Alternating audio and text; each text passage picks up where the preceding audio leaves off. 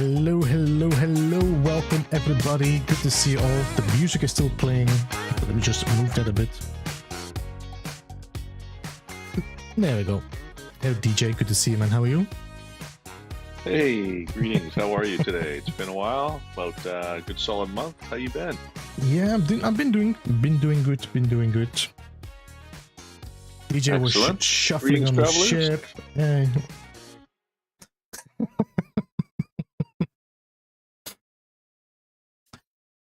All right, let me just put that back.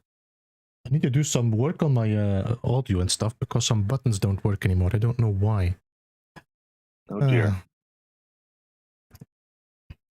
Anyway, welcome DJ, welcome back to Studio 16. Good to see also a lot of familiar faces in the chat there.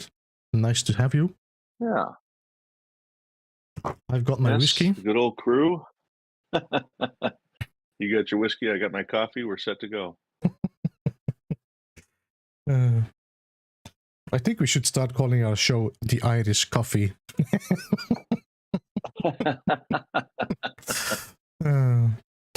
Need to have a beeped radio stream?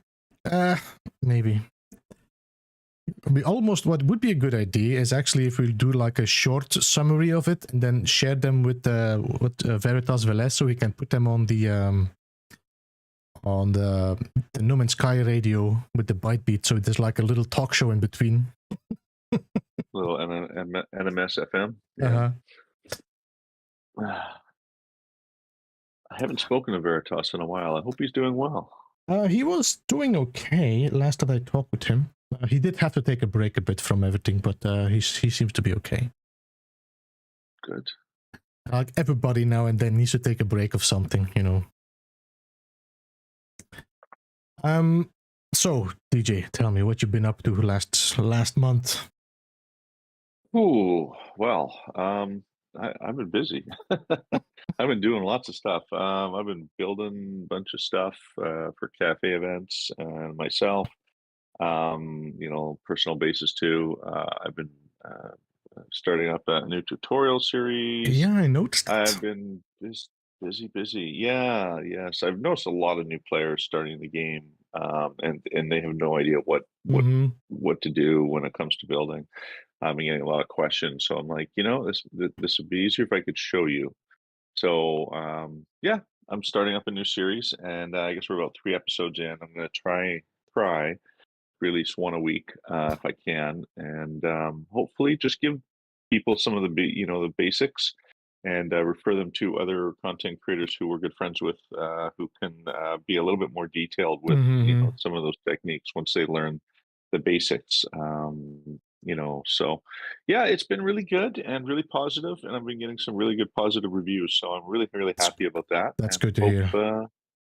yeah, I hope to see a whole new generation of builders out there make some really crazy stuff. So yeah.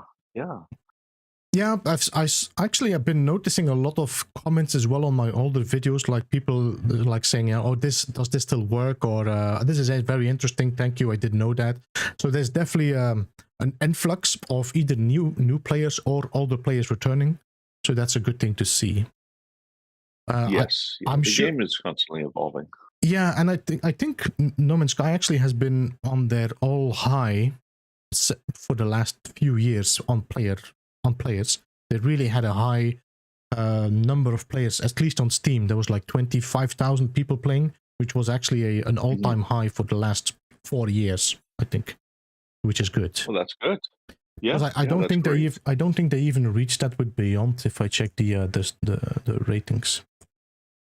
No, I don't think they did. It was still growing and getting recognition again. I mean, it took some time to change people's minds on how they felt about the game, to a point now where people are finally starting to forget the past and move on with Yeah. what's been going on with No Man's Sky, and all the new things that they've done with the game to make it a lot more in the closer to what they originally were thinking of in the exploration and all the things of the open sandbox world. So it's been really good. HG's been doing a really good job of putting content out there and giving us all kinds of different things. They even had a new expedition, which was different than all the other ones that we've seen. I don't know about you, but I really enjoyed this last expedition. I got tired of shooting everything, so I was really happy to explore and Mm, discover creatures for a change. yeah. Yeah. This one didn't really feel. When I started playing this expedition, I was like, you know what, this feels very much like Pioneers when the first expedition, but then it slowly Yes. slits down and a little bit too much of a grind for me. So it's like, you know what, it was nice, but it's not something I want to play again. Yeah. I mean, not every expedition has what everybody, No, wants. I mean, true. let's face it, there's a number of players, and there's so many different aspects to this game. How do you give everybody exactly what they want? Um, but they've given each expedition individually has shown something a little bit different. And I kind of like, where they were going with that one, to try and give some of the other fans, or the OG No, true, generation true. of fans who liked the exploration side, a little bit of that nostalgia back. So that was really kind of nice. Um, but yeah, no, a lot of people weren't really too interested in scanning creatures or searching around for the specific creatures. Mm-hmm. Um, but I know myself, I really enjoyed it. That's something I've done for a long time, with zoology and scanning those little red dots all over the Yeah. place. So No, yeah, and I heard a lot of people enjoying it, especially like Old Explorer. I know that Old Explorer enjoyed it. So the people that like to do like this, like the zoology and scanning and exploring, like pure exploring, really enjoyed it. But it's yeah, good. It's yeah. good. Everybody has their own taste, and it's good to see that Hello Games make sure that everybody has something for them. But I think it was also a right decision not to drop an expedition that was very intensive in lore or new features, because I think it was a smart thing to maybe drop that now when the next update comes. Outside of the Starfield, momentum. Yeah, that's brought out huge momentum and a change of players who have shifted over to a different game. They did have the autophage or the autophage. That was part of the update that brought the expedition as well, and there's an awful lot of lore in there as well about the game. Yes. So that was really kind of cool. I think it's something that the game needed to do was, it took some of the pre-existing lore and it kind of tied a few more knots up and brought some things together, a little bit more understanding of how things came to be. So yeah, I really like that they did that. That's kind of a cool thing. I'm not really all that interested in changing my character per se, but at the same time, it's nice to see different options available. And so, I mean, there's a lot of players who were getting tired of the same old, images that were given for the visages. There's only so many things that you can really see in the anomaly. So seeing all these little robots run around the anomaly now, it's kind of neat. The staff is pretty cool. I gotta admit. So yeah, good stuff. A lot of really nice changes. Yeah. Yeah, I need to actually upgrade all my characters to my new character that I like, as the Adubis. I really love that look. That's a really great addition to the. So yeah, Beeblebum needs to take a break and needs to take place for another character for a while. Yeah, he's gonna go on holiday. But yeah, I've noticed that they actually shortened the expedition. I'm not sure if you noticed that. It went from the 18th to the 13th, I think, or the 14th. Let me check. I didn't notice. I finished it and haven't logged into the expedition since. When we checked last week, the expedition should have ended on the 18th, and now it's going to end on the 15th or the 16th, I think. Oh, okay. Maybe they've got something else that they're intending to drop. I think so. First of all, there is a sale going on all platforms. Yes. So this is definitely one of the signs. There's nothing in the internal branch yet. They just updated the Xbox version finally. But it feels like we might see an update, and this might be the closing chapter to their 4 story arc. I think it might be a good idea to drop it at the end of the year instead of waiting till next year. I think so too. I mean, keep in mind they always have the expedition redos from about November to early January. So yeah, you're probably right. They're probably going to drop another update right before that with another expedition, and then move into the next, the last 4. Usually they do 4 of the redos. I don't know how many expeditions we had this year. I think maybe 2. Did we have 2? I think we have 3. We're at 3 now. Oh, sorry, I'm using my wrong mouse again. Put the camera right. I can check on the assistant num in Sky. Expedition seasons. So we now are. This one was 11. 11. So we had. Yeah. So we are at 3: Utopia, Singularity, and Voyager. Yeah. So if we have one more expedition, we have 4 in this year. Yes. Yeah. That means that they can do another redux of 4 expeditions in December. Yes. Yeah. I'm looking forward to that myself. I made the decision to not do the previous 2 expeditions. I was taking a little bit of a break from No Man's Sky, and I kind of wanted to be able to experience those expeditions at a different time of year when I'd be taking a break from personal life and work. So I chose not to do them until the redo that's going to happen. So I'm kind of hoping that I can enjoy those this upcoming Christmas season. So it'll be really kind of nice to see those.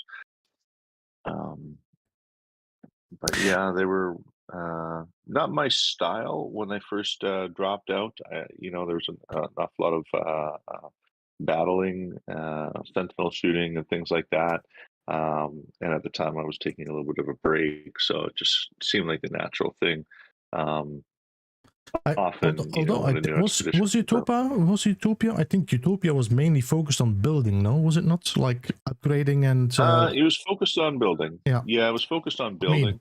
building. Um, well, sort of, yeah, like community Yeah, yeah, building. yeah, yeah. It was a little bit sort of broken at the same time, and I was having some difficulties with the PlayStation. So I was like, Mm, I'm just going to take a break and yeah. allow for things to get fixed. And before I knew it, the next one was already out, and I missed it.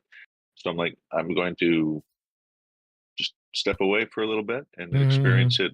The Christmas season when they do the redos. Um, and it also allows me to help other community members when it's fresh in my head, right? yeah. A lot of times, during the redos, we've already done the expedition, so we don't necessarily do it No, again no, the no. second time around.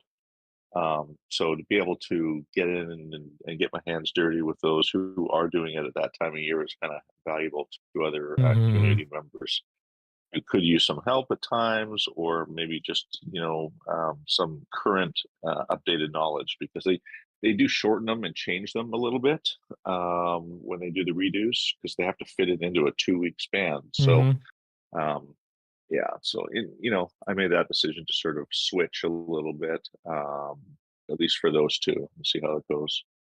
Yeah, I'm definitely looking forward. But I mean, I have the feeling, and I think I'm pretty correct on that, that we will see another update dropping before the end of the year.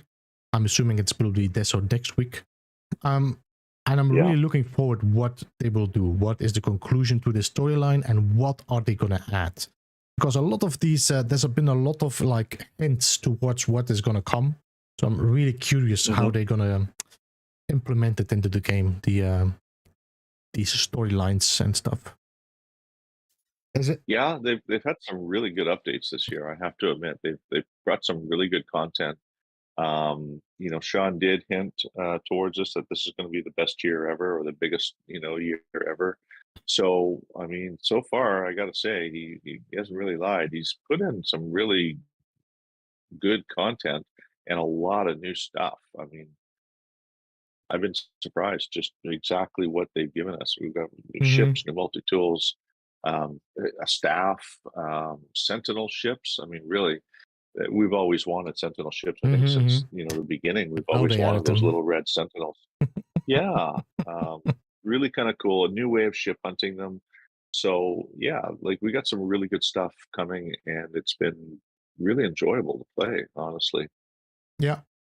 I'm I'm I don't know. I have a feeling, and again, this is just speculation. But in the lore, they are talking. When we do the story of the autophages, they are actually taking over your ship, the autopilot. So they are kind of saving your ship. I'm not sure if you remember that. yeah. Um, So I have a feeling we might. There's a few hints that I think might lead to a certain aspect in ship customization, but not in the way we were thinking. More like one particular ship type will be customizable, just like we'll be able to put the it's staff together. it's never what we're thinking. It's Mm. always something completely different. We have these ideas, and then Sean goes and does the exact opposite. He'll sort of give us sort of what we want, but he'll change it, to a point where we're like, I never would have guessed that. Probably, And probably. that's kind of how they do, right? Yeah, but you know what? That leads for really good anticipation Maybe we should and just surprise factor. start speculating stupid stuff so they do the good stuff we want. Oh no, please. I think just keep doing what we've been doing, and I think good things will happen. Um, they sort of they do their own thing. They march to their own beat. They've got their own plans on how they want things to go. We're just bystanders making silly suggestions and ideas out there. Um, I haven't noticed that there's a couple of bugs that still present in the game which are a little bit annoying. but they've made some improvements. They made improvements with the building and fixed a few issues, which have made it a lot more enjoyable to play. Um, but for the most part, they've given us some huge content this year, and I wouldn't have expected any of it. Mm. Um, completely from left field. As far as I heard, the game is actually running pretty well for most of the platforms now. I heard that Switch really runs smoothly now.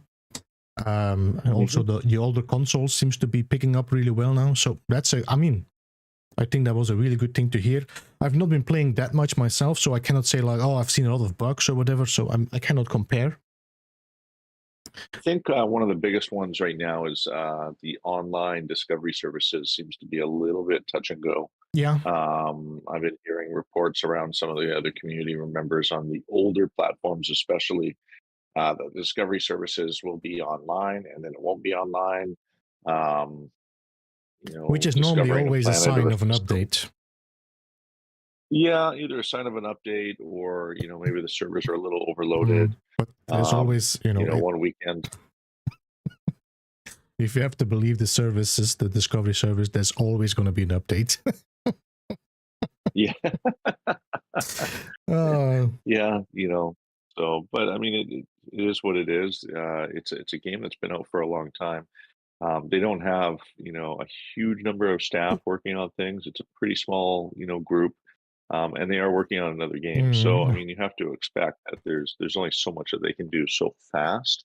And they're giving us stuff every couple of months. So, we do need news about that new game. Damn it. Yeah. Come on, Sean. Let's start talking publicly. Make us a little bit excited. Yeah, I don't know if he's going to talk publicly. No, they're so afraid of that. Learn their lesson. Yeah, I don't blame them. I mean, really, who wants death threats? So I wouldn't say they learned their lesson. They have just been scared to hell about it. That's what they did. So, but no, I do think that talking with your community is always a good thing. Ever since that, those days when things were really, really hard on them, they've had some really positive community members, and I think they need to embrace them a little bit more. But that's just my opinion. I'm pretty strong on communication and interacting with a lot of people to make a better product. So that, again, just my opinion. But I'd like to see Sean interact with some of the community members or community leaders that are out there in a positive fashion. Yeah. No, there's definitely always been I mean, I understand. I understand the whole situation has kind of pushed them a little bit away from the community. While they love their community, they kind of have made the distance. But I think, I hope definitely they do this for the next game. Next game is having somebody that is a community manager taking care of the, a certain communication between members of the community that have a certain position, known that people are looking up to, or content creators. That there is definitely something that there is like a, some back and forth. I've been playing several games now where I had that experience, and you cannot say how much it motivates you as a creator to actually, work on stuff. Well, you feel wanted by the game and game developers to put content out. You feel a little bit more driven, and it brings you a little bit closer with the game. In my time away, taking a break with other games as well, I've sort of seen how other dev groups, handled their game and how they handle their community. Some are a little bit more closed off and don't really care about the fans, and others, they really do care about the fans, and so they listen to their input and try and give them the best that they can. So both sides of the coin. It depends on the game, on what it brings for the fans, how popular the game is. But yeah, I mean, I believe communication is probably the best thing if you want to retain your fans for longer than a few months. So I notice, there's another Call of Duty coming out, that's looking at it from the opposite side of the coin, where they don't really care about their fans so much. They're just putting out content for newer players every once a year.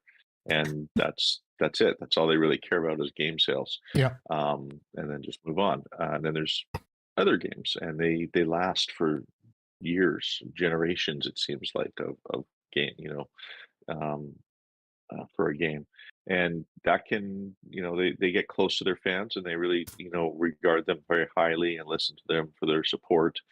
And of course, No Man's Sky is, we're 7 years now, so you really kind of want to listen to those fans that have supported them for a long, long, long time. I think Hmm. that's beneficial. Um, but they're Sean and his crew. They're going to do what they're going to do, and the best thing we can do is try and support them in their journey along with ours. Hmm. Yeah, and especially is just, I mean, you compared like with Call of Duty. The fact is, Call of Duty has a very young target group, which doesn't really care about anything else than just shooting and trolling people. So they don't really need to communicate. But No Man's Sky and other games that are like, more focused on like what we're playing in No Man's Sky or indie games have a different kind of target group. People are older, a little bit more mature. So I think, communication is more important definitely for a game style like this. Oh, absolutely. Though I will say, No Man's Sky is seeing a little bit of a change in the players that it's Hmm. attracting. So we are seeing an influx of younger players Hmm. getting into No Man's Sky. There's a little bit more combat that they've introduced over the last few updates, space combat and things like that. So a younger audience is being attracted to the game, and we are seeing some younger players in the Hmm. community, try and get involved and just join up the Hmm. the fun of what it is to be a community member. um and there takes a little bit of time to sort of take them under the wing a little bit at times and sort of show them the way on how we do things. But for the most part, this game is constantly evolving and changing as they keep giving us new content.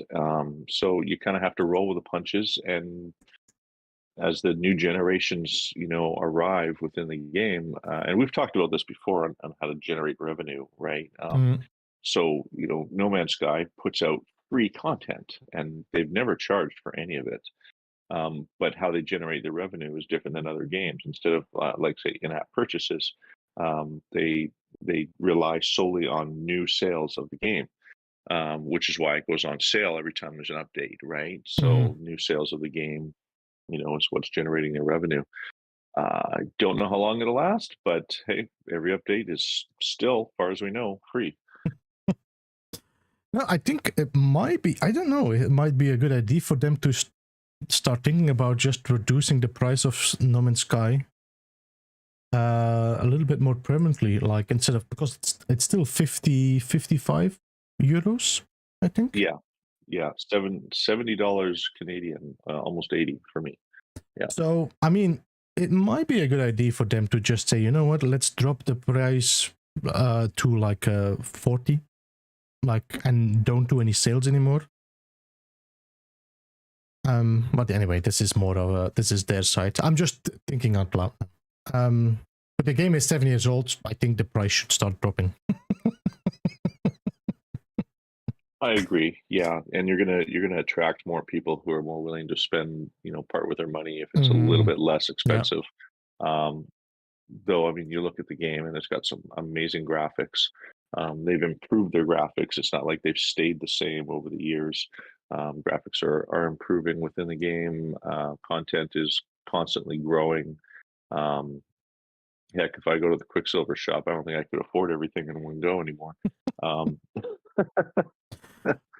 so, there's a lot to this game. But yeah, I think 7 years in, it's probably a good idea if they want to generate new sales, that they should probably reduce the price a little bit, make it more attractive for people to give it a chance who haven't before in the past. They may see an influx of older generation players jump back into it again, who mm, may not have wanted what the game had to offer in the past. So yeah, lowering the price actually changes a lot of people's minds Mm-hmm. very frequently. So It yeah, might happen maybe when they release their new game. Maybe they're still, I don't know. I don't know if are they still selling this game on high prices. That's my question. But they are the only ones that know that, I think. Last I checked, yes, it was still full price at $89. No. What I mean, do they still sorry. sell it, or do they every time only have sales when the price drops? That's my question. Yeah, good question. I don't know when their sales are for the game. I think it's pretty safe to say the bulk of their sales is probably when the updates come out. Yeah. When the price is reduced. That's when we see influx of new players an awful lot. Is right after an update, we'll see the players join up, the communities, and look to try and get involved. So. Yeah, I think that pretty much says it all. If new players are only joining when the price is reduced, chances are you should probably reduce your prices. Yeah, yeah. What I'm thinking is if you drop the prices, and let's say instead of, because now it's 30 euros for me, so if they drop the price to 40 and don't have the sales anymore, then they will have the price going on even when the sales go up.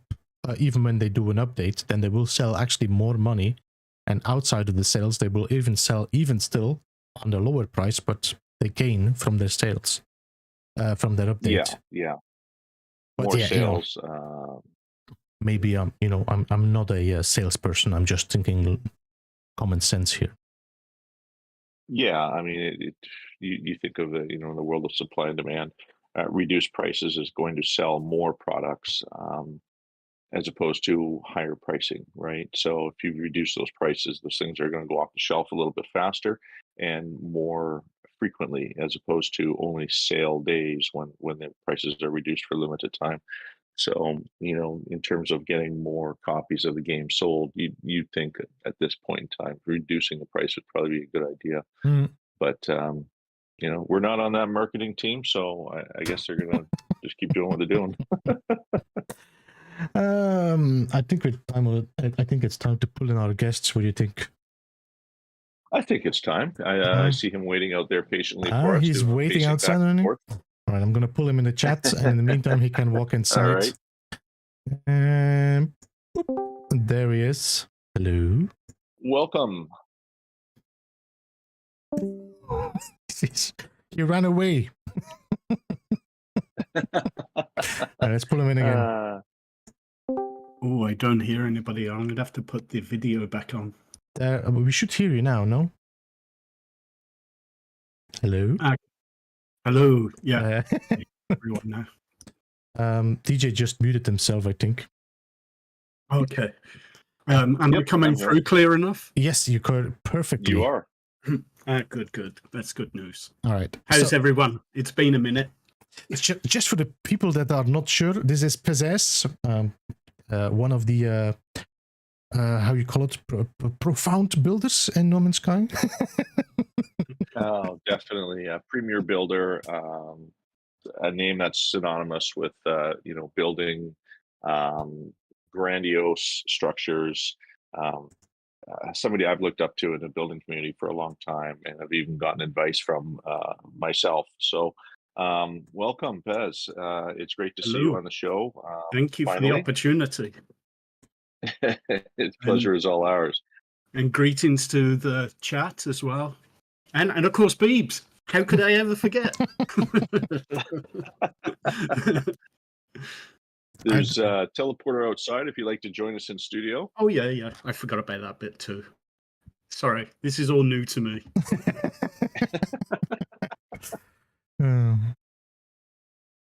Nice digs you got here. I was having a look at the other studio you've got at the back there as well. Kind of nice. There's 2 studios that were built by the community. So the one we are here is built by Japanese's Schulmeeten. Yeah. And the other one was built by Eva Kana. Okay. I think it was I might actually mispronounce the name, but it was built by another member. And of course, the other one that's the one I built to start with. I just dropped all of the bases that they built into one location, so I have like a whole studio now with different kind of locations to go. Man, that's cool. They're very nice. Yeah. Very, very nice. they did a heck of a job building them. I admire them every time I come and do another one of these interviews. Now, Thumbs up of approval. now I have to check. Yeah. I have to check who did the other base, because I don't want to say the wrong name. Be challenged, game challenges. I think that was actually one of the last building challenges I did as well, because nobody did anything anymore. I said, you know what? I have to check. I don't know. April build challenge. Studio 16. Yes. Eva Kana. Yeah, Evie Khan. Yeah, that's the right name. All right. Good. I was correct. Hello, PEZ-S. Good to see you. Job. And you too, sir. It's good to see you. Yeah. How have you been? I see. Yeah, been good. I've been keeping an eye on everyone and watching what everybody's been doing from a very big distance away. But yeah, it's nice to be here. Thank you. It's been a while. I'm happy to see you back in No Man's Sky. I heard you've been building a lot, and actually you have your a new YouTube channel as well. Yeah, the old one got accidentally deleted. I was doing some editing and wanted to make some bulk changes and thought I hit the right thing, and I hadn't, and so it kind of made me rage quit a little bit on all of that, and now I'm building it all back up again. I already dropped your link in the chat, so if people want to go and check out PEZ-S, you can definitely go and check the link out. Subscribe for some awesome building and more stuff, because also PEZ-S is making music as well. He has a Spotify playlist, which I dropped in the description of the video. Thank you for that. All right, yes. So yeah, you write your own music as well. Those of you who also subscribe to my channel, you've seen my videos. I use all of PEZ's music, and he's been gracious enough to allow me to use it in the videos that I make. And it's he's got a whole collection of really interesting music from one genre to the next. If you guys haven't checked out his Spotify, you definitely got to check it out, and help them out, help the artists out, purchase any albums that you might want to keep for yourself. I don't know, how does Spotify work? Do you buy albums, or do you buy into the Spotify subscription base? Basically it goes by ad revenue, really. Okay.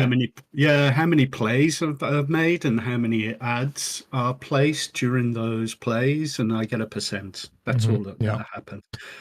So it's not, I mean, it's not like previously on Bandcamp where I had like people directly buy. It's a little bit different. It's actually really complex, and I wouldn't want to take up this show explaining it, but yeah.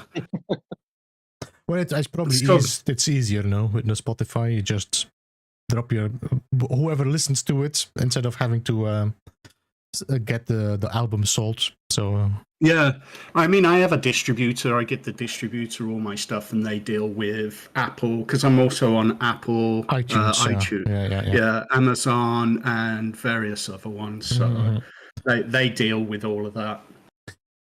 Nice. Well, I used one of your songs for my Polar Express, the one that you wrote purposely for my video.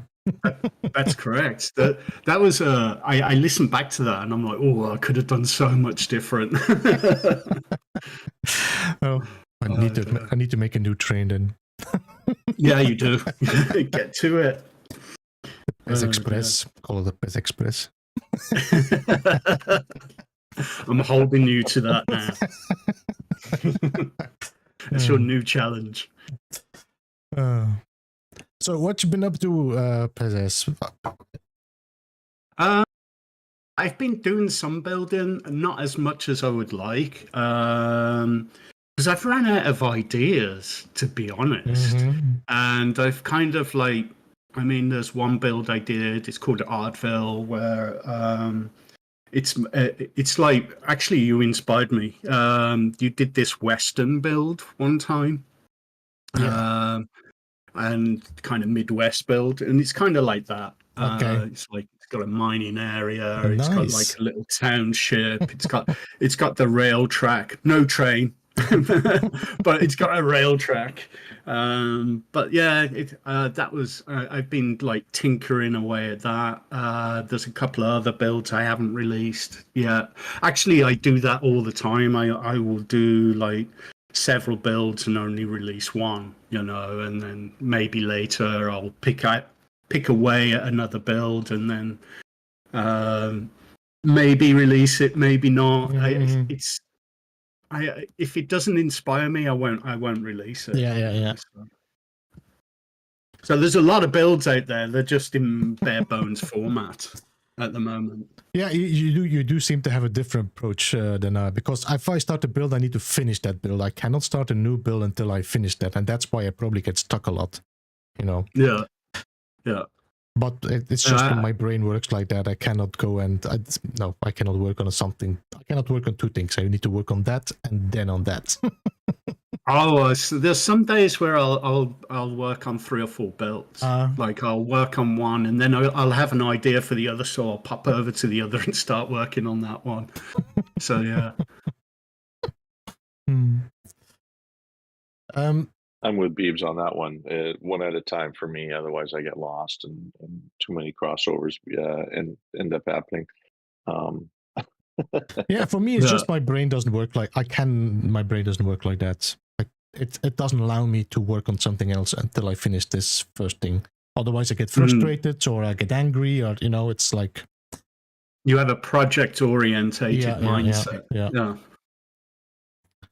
Yeah, I'm kind of scatterbrained. I can do like I'm all over the place until it's done. But there's a saying, because I'm never really done, and there's a saying like art is never finished, it's abandoned. Yeah. And that's how I kind of feel with my stuff, It's never finished, it's abandoned. That's a good saying. DJ is very quiet now, isn't it? Yeah, well, you guys have been taking up the airspace. I've just been listening in on what you guys are saying. Beebs, you've been asking some good questions, So, it's like, tell us, something about what's that? That's okay. Go ahead. Usually, you can't stop me from talking, so this is a bit of a change here, right? I felt very uncomfortable. One of the things that. One of the things that you're known for, PEZ, is your architecture. You've got some really creative ideas, and you've built some really grandiose, builds. What inspires you to build? Like, how do you come up with some of the architecture that you've come up with? It's like on a different level than most of the other builders that we see, where they've got an idea and they put it together, but yours is somewhat different, where there's like an age of modern architecture that's thrown into each one of your builds. It's interesting because I probably have 3 main approaches. One, it will be like the R&D style. I think Beebs called it procedural building before, where you just throw stuff together and see what happens, and then you build from there. That's one. And the other is I'll sketch stuff out on a piece of paper, and I'll be like, I'll see it in my mind's eye and then just give myself a visual note by sketching. And the other one is I'll have a project where I'll be like, this would be good to build. So, and then I'll research online and see what I can find that can add to the inspiration or give me ideas of what to build as well. So yeah, it's not a single process. There's just different ways of approaching the build. For the style though, I'm very influenced by like the 1960s and 70s sci-fi artwork. Which there's no comparison nowadays to that style of artwork. It was so well done because it was all speculative, and I'm very inspired by that. I grew up with books with that artwork, and it's kind of stayed with me. So yeah, definitely. You do see the creativity in your builds as well. There's like a soul in your builds. So I always really enjoyed how they look and how they feel. When you, for example, did the whole, I forgot the name now of your race, the Oh, storyline. Booyan. Booyan, yeah, was really inspiring. The series, also the builds you did, and then together with like 6 builders, I really enjoyed every of these creations. Thank you. That was quite the project. But it was worth doing. Yeah, the Booyan actually was one of the series that really got an awful lot of notice within the gaming community of No Man's Sky, and still talked about today. I was hanging out over at I think it was APG stream, and your name came up, and a lot of people were talking about the Booyan series, and how can they watch it again? Because as you said, you had an accident with your YouTube Yeah, channel. a little bit. So the Booyan series was that lasted a couple of years actually, and you had like seasons almost for the Booyan series, and it wasn't just your own builds. You also included other builders in the community as well to take part, including myself, which I was very honored and happy to be taking a part with. That was a really fun thing, and I really like the series. Do you still have a copy of like the original storyline, written down somewhere? Because Yeah. there's an awful lot of lore that goes with it. It's not just a bunch of builds. There's an actual story that goes with it. How did you present that story along with the builds? Like what was it that you did to that gave it that sort of what's the word I'm looking for? Mystique. It'd be best if I go through a little bit of the history of it, and then it kind of explains it.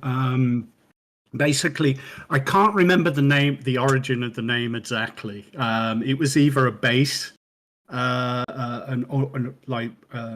you activate a base computer, it gives you a name.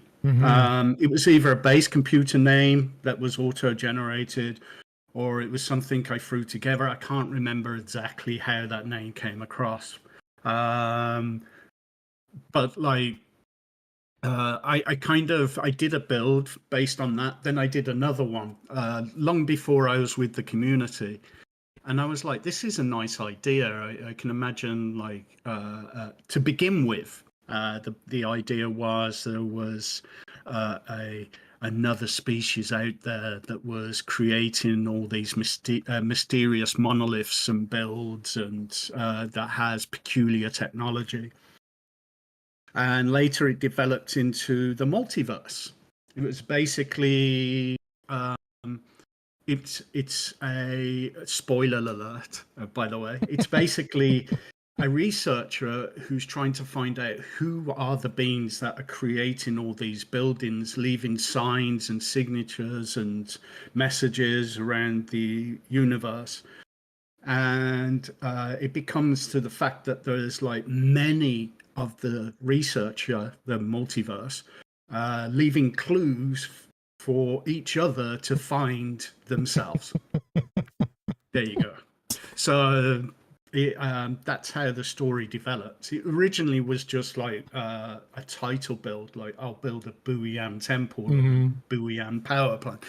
And then the story came afterwards. And it's because of the community, people like Conray Silver, Kale, Beebs, DG, who helped develop this storyline without even knowing it, because of comments said, and I've taken those into consideration and then built the storyline from there, or inspired to continue the storyline and expand on it, I should say.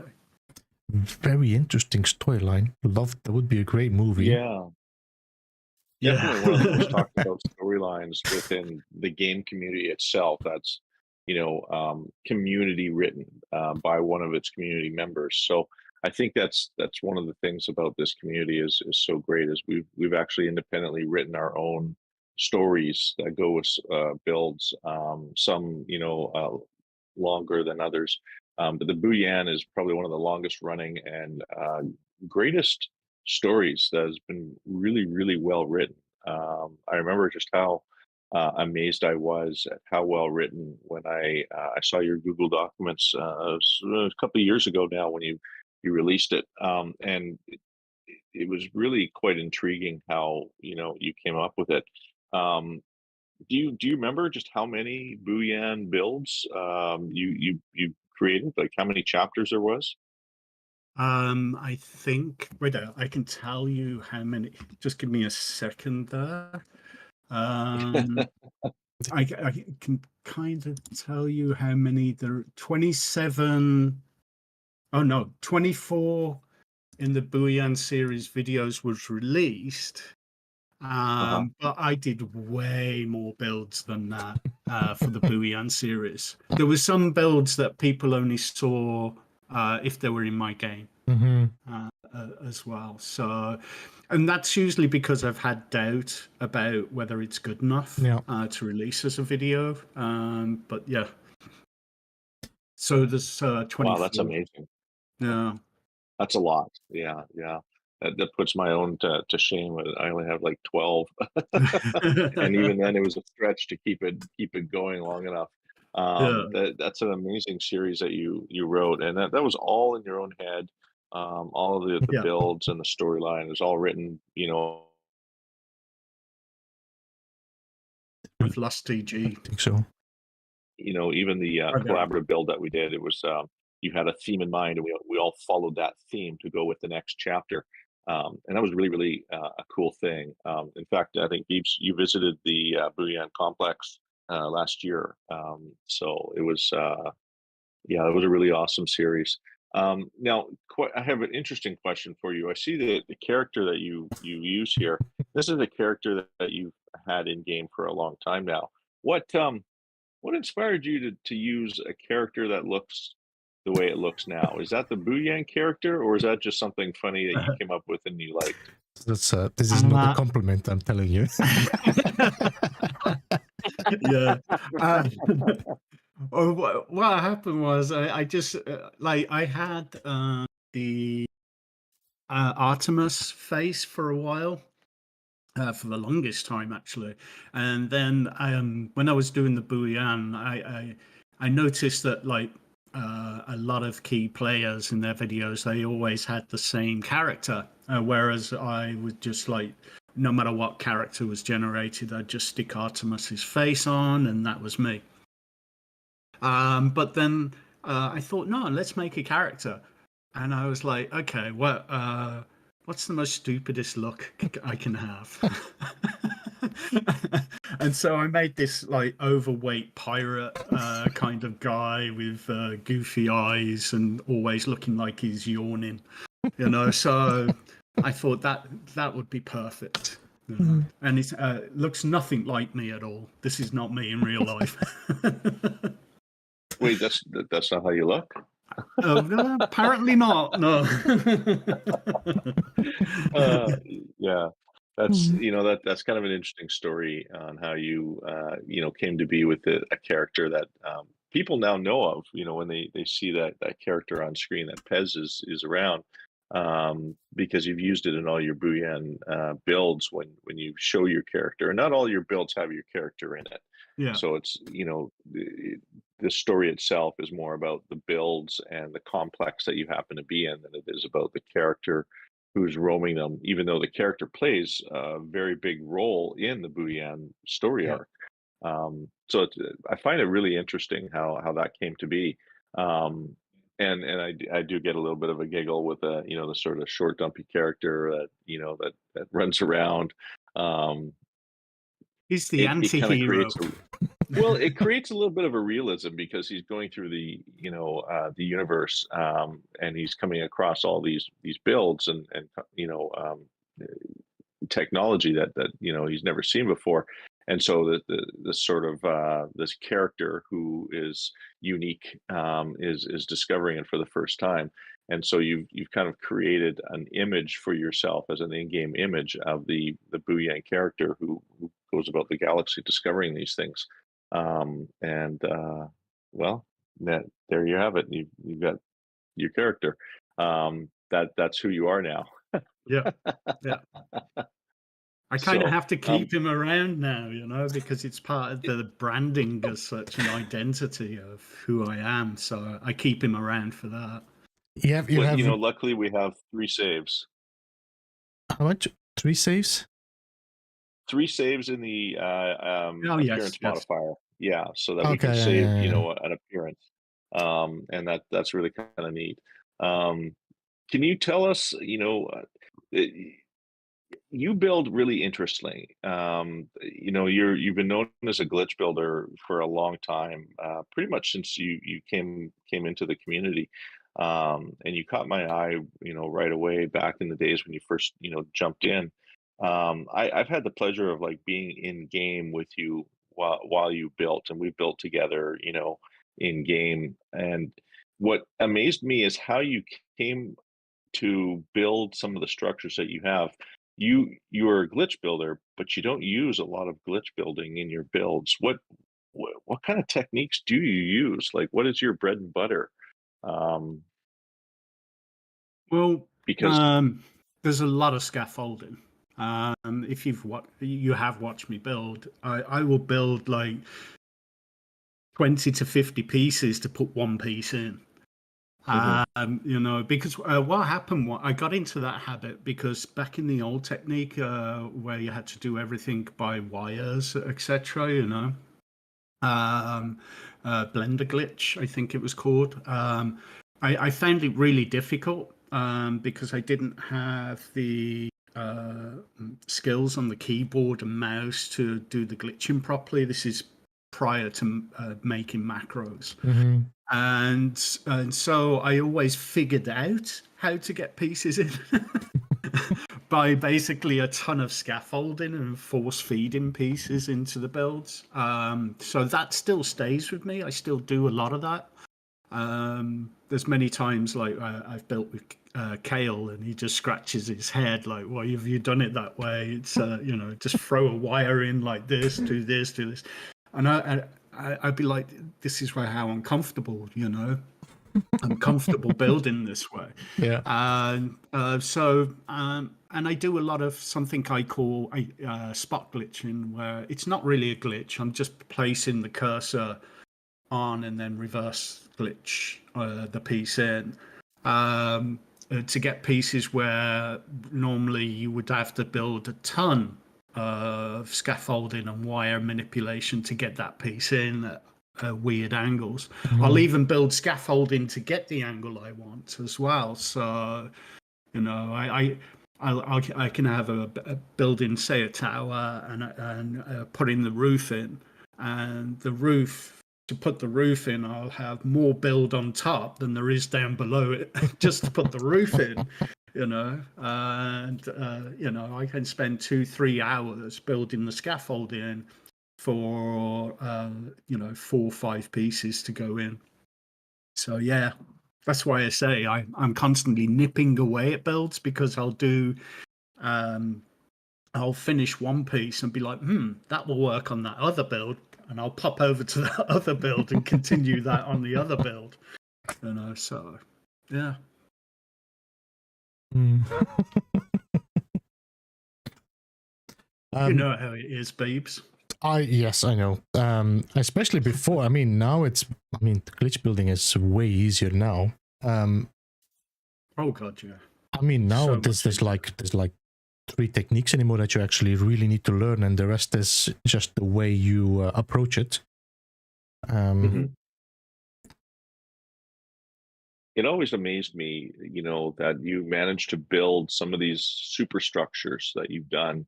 Your architecture, or the ideas you have for creating a structure is really unique, because, like you said, you do all these scaffolding, so much scaffolding to get these pieces in, and yet when we look around the building side of the community, we don't see builds that are anything really like it. They're very unique. When I look at a build, a lot of times each builds are like fingerprints. I can tell a Beeblebum build. You can tell a DG build. You can tell a PEZ-S build. The scaffolding that you put in just to get those pieces in place. I don't think a lot of people realize that you can actually do this without having to learn the glitch building skill. You just have to create the scaffolding to get it in there.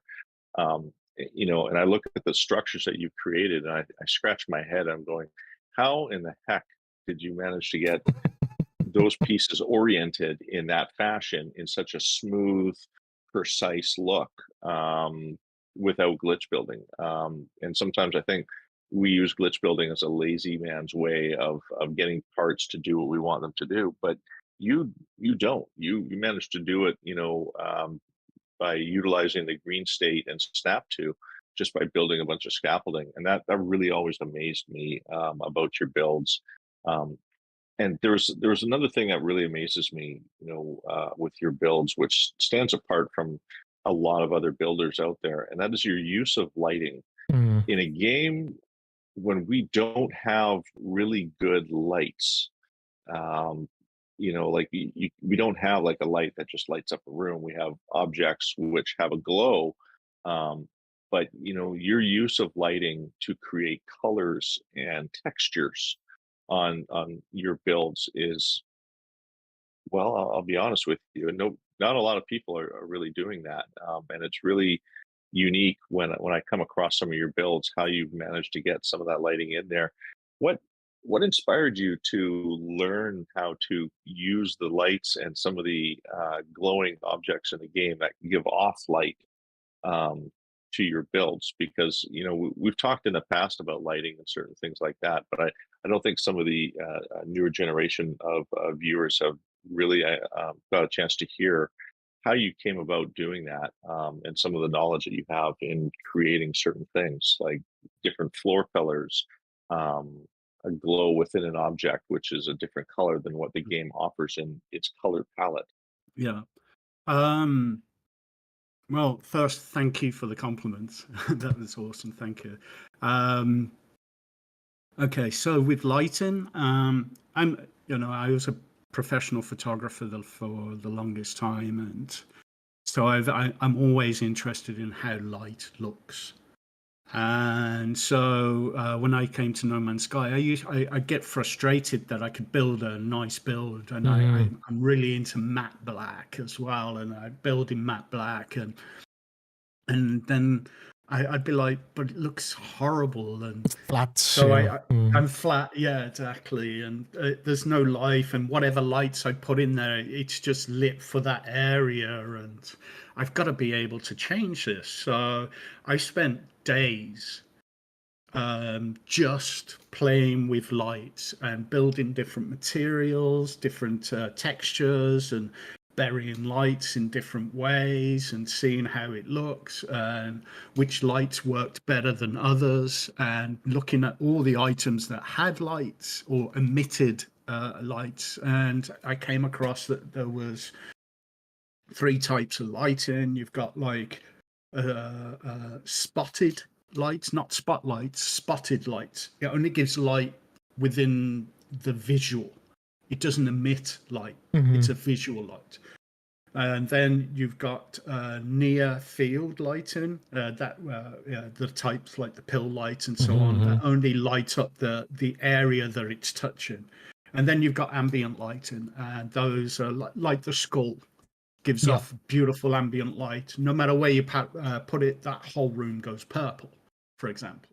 So I was just playing around with the lights and seeing what gives off the best and what mixes as well, because some lights will mix with each other and give you a slightly more unique color. So like the globe, that I'm always the galactic, universal galactic, I can't remember the name of it. The holographic globe. The holographic globe, yeah. And you can mix that with, say, the floor lantern. It's just called lamp, but the floor lantern. You can mix that with that and get a beautiful purple glow to the room, for example. I mean, that's died off since we got the skull, because that skull gives off the same sort of purple glow as well. So it was just as I say, a lot of experimentation, a lot of playing around, and I've studied light for a very, very long time prior to No Man's Sky, anyway, and so it's kind of shifting the real world into a game. So that's how I came across these lighting techniques. Did you not make a tutorial about it as well, or? I did. I still have it somewhere. I'm gonna have to upload it. Because I had some people asking me, like, how do you do the lights? It's like, I should probably be able to link this to PEZ-S, but at that time you didn't have the channel anymore. Because that's definitely a question that a lot of people ask about. How do you do the lights? Yeah, I can. I'll probably do this after the show. I'll upload that tutorial. I've got it somewhere buried in my hard drive. But yeah, I can do that. Yeah, I know myself. I found it extremely useful. It's one of the things that I learned from you back a few years ago was your use of lighting and how to manipulate lighting and a glow, which changes the look of a room an awful lot. And it's opened the door for a lot of other possibilities of creating lights where you wouldn't expect a light source to come from. Yeah, one of my favorites is utilizing the mud hut as a light, and you stick one of those on the ceiling. You can shrink them down so that the roots don't show through quite as much, and they'll light up a whole room. Yeah. Do you have like a favorite light source that you like to use? Like, is there like a one particular thing that you really use more than others? Yes, the three things I use are the globe, the holographic globe for the blue, the floor lantern for the red, and the skull now for adding ambience. So those three are my main ones. And if I want to say go to the more cooler colors, I will use the I forget what it's called. Candelabra? The green one that goes underneath the building for underwater access. The hollow door? The moon pool. The moon pool. Yeah. I will use that.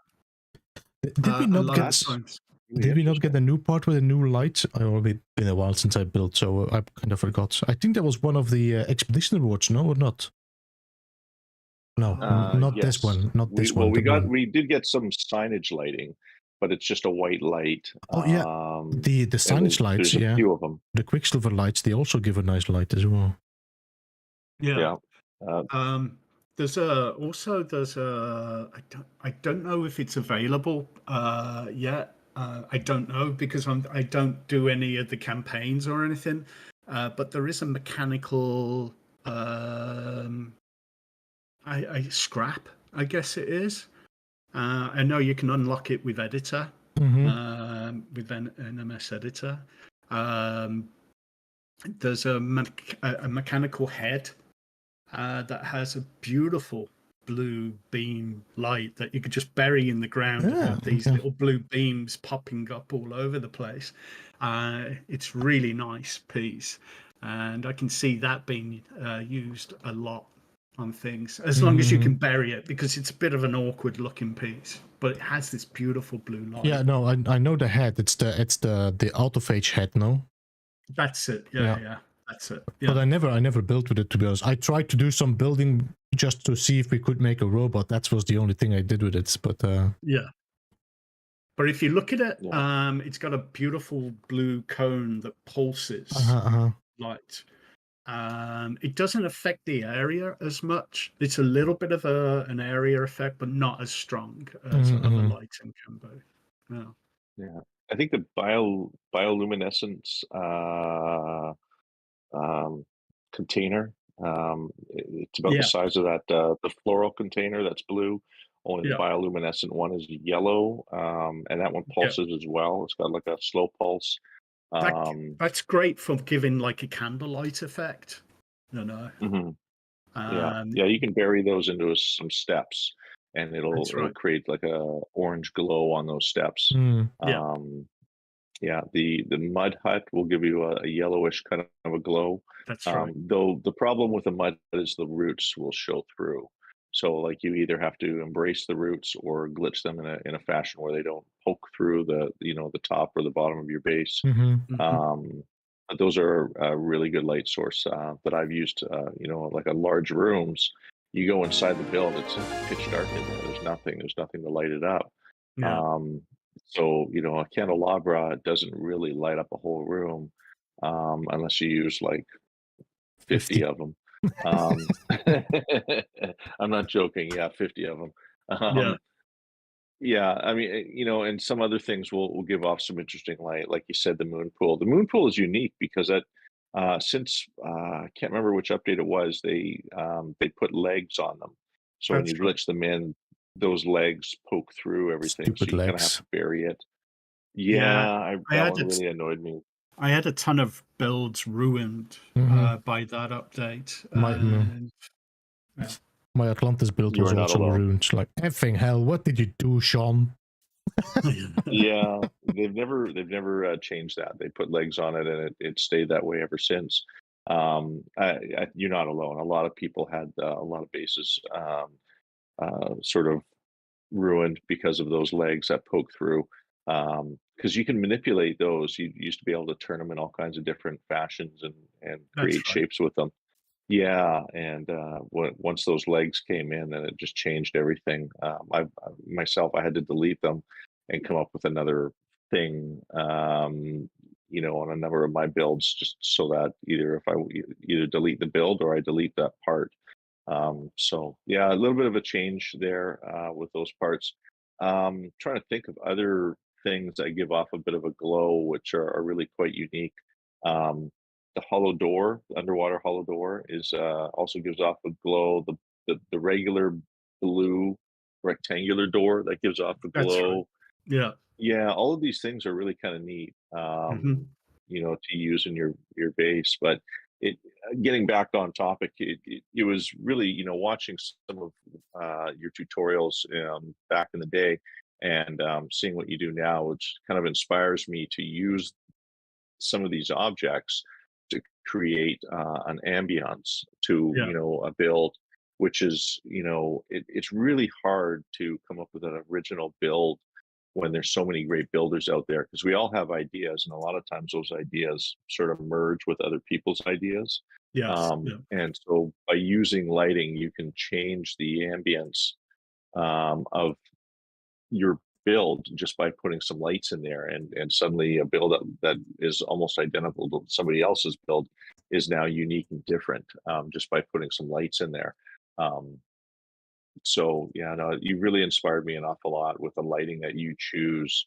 And I've had the opportunity to pick your brain a few times to understand what it is that you go through in the process of finding what works and what doesn't work. Hmm. The lantern, that red lantern, is a really good thing because it fits everywhere. You can shrink it down Yeah. into this tiny little thing. You can bury it in stuff. You can use it as a component, which works in a lot of cases, to create a red glow, which carries through the build quite a distance. Yes, it I'm does. often amazed. Yeah, I'm often amazed on how much a single one of those red lanterns can light up an entire floor. Hmm. You know, about 6 square floor tiles worth of ambient light is spread out from that. That's true. So that's yeah, that's one of the things that always inspired me about your build. It's not just the architecture; it's your use of light with that architecture, which creates a completely different ambience than Mm. any other build within the No Man's Sky community. Yeah. Um, so that yeah, I'm really happy to see you starting to put more builds out there and see you sharing those in the community again.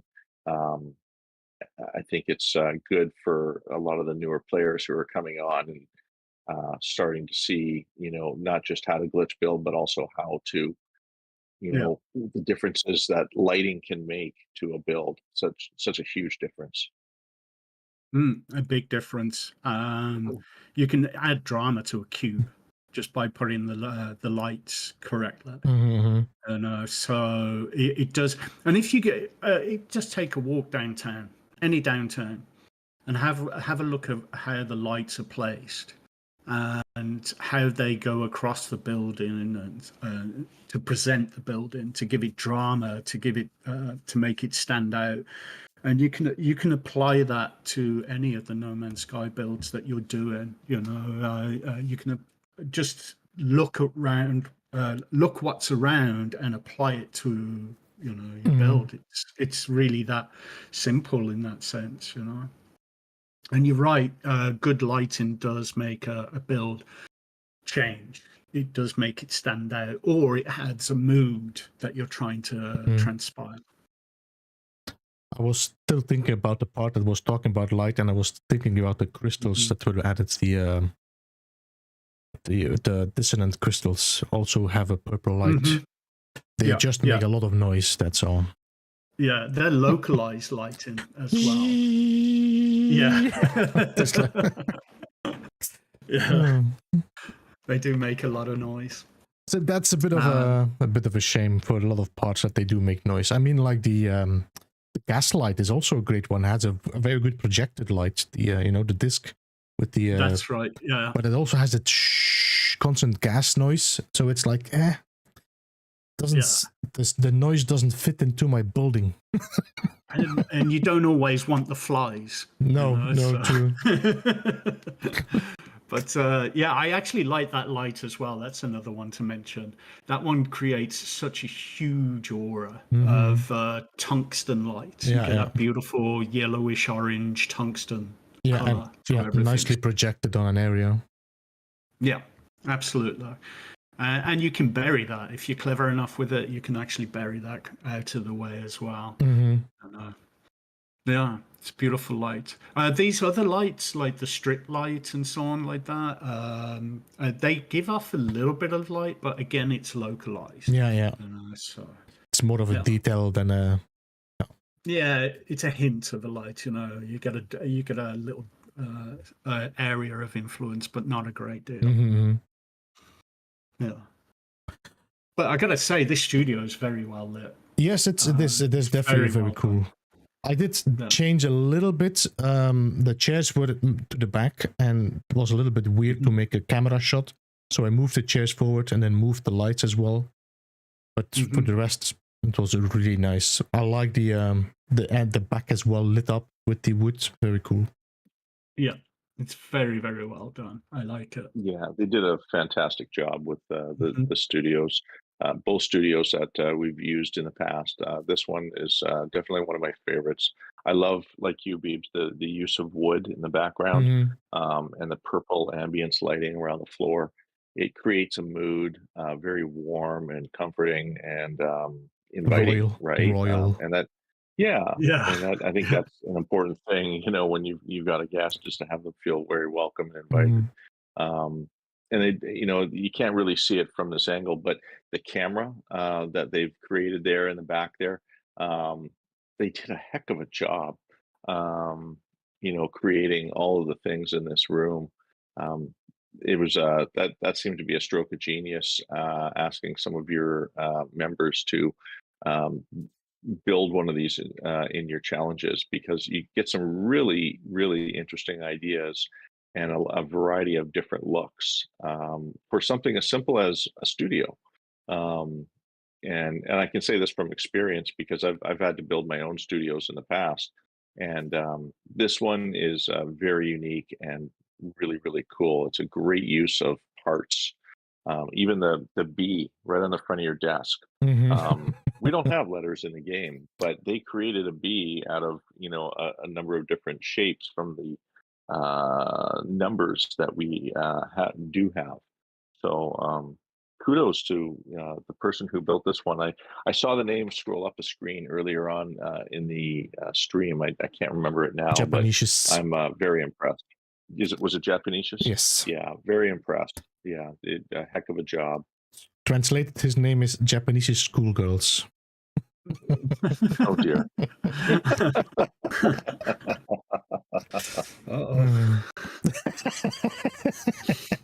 When did the show become R-rated? B-rated. B-rated. B-rated.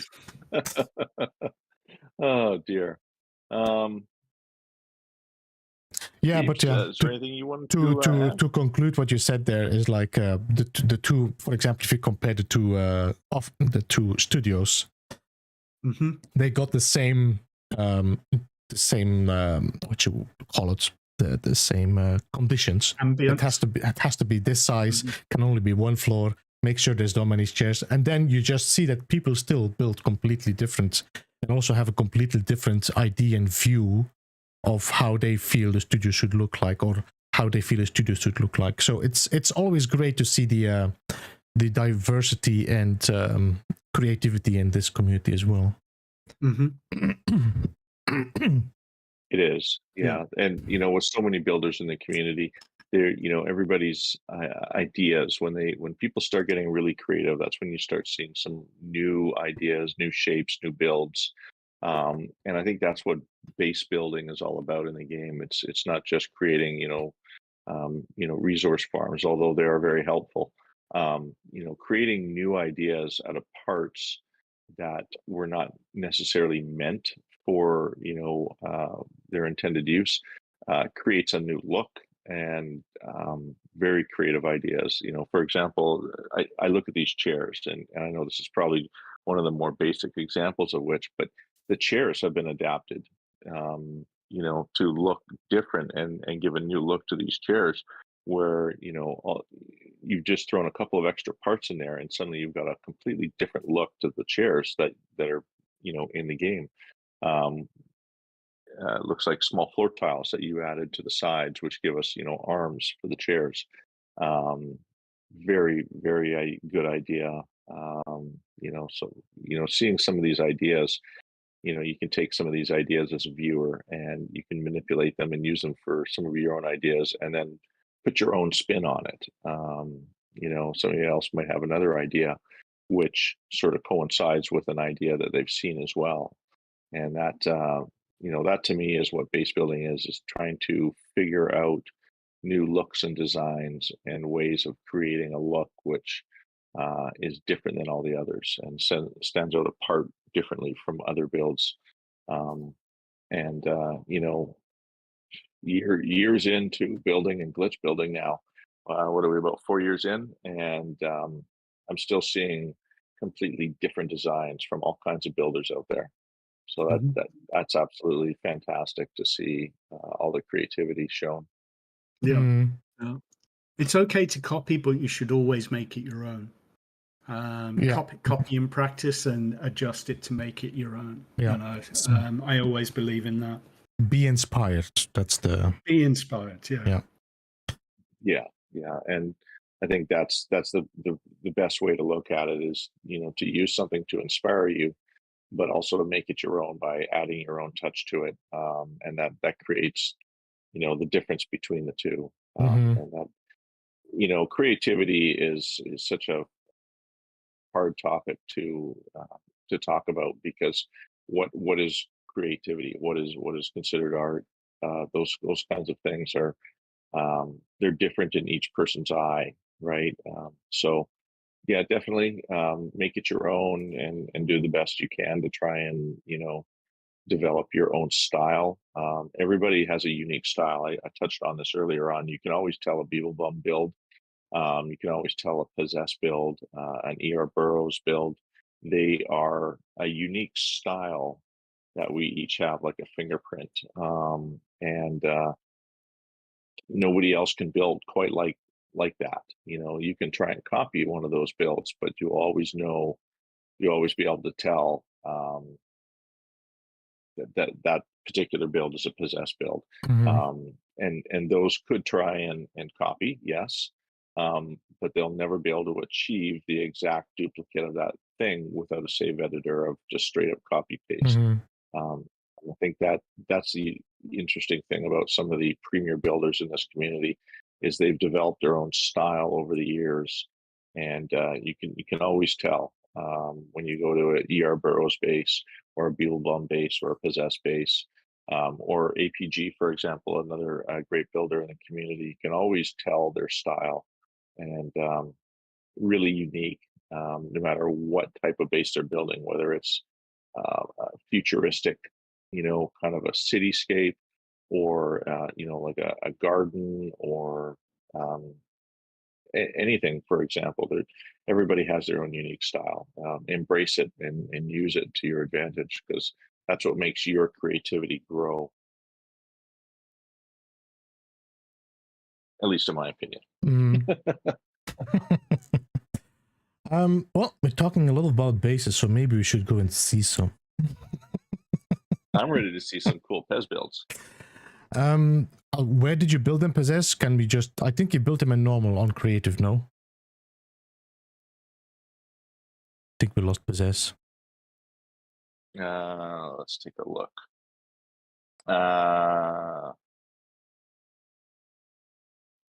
He might be muted for a moment there. Let's talk about something else while we wait for PEZ to return. What style is your favorite style to build, Beeps? What do you like doing? My God, it's been so long. Are you like a temple builder, or do you like building functional style bases? No, I'm more of a structural builder than anything else. So I like to build the structure, get to the, and make it also feel like it's actually real. So the supports have to be making sense, things like that. It's more of a structural, real build. I never really built like, well, I did, if I think about Boulder Haven, that was not structural or sound. Yeah, but most of the time I do like to build very structural. Focused on... You're very specific in your builds as well. I've noticed the exact placement of parts, so that everything is precise. I think that's one of the things that is recognizable with a Beeblebum build, is the precise nature of which you've always built your stuff. And I've seen a number of your builds over the years. Everything is very precise in its placement, which I think is what also drove the popularity of your tutorials, is the ability to create and share the precise nature of glitch building, which is something that is synonymous with your name. It taught me an awful lot. You could free place a lot of items, but you'll never find that precise placement of parts unless you go through a certain level of steps in order to get that part exactly where you want it, exactly straight and perpendicular.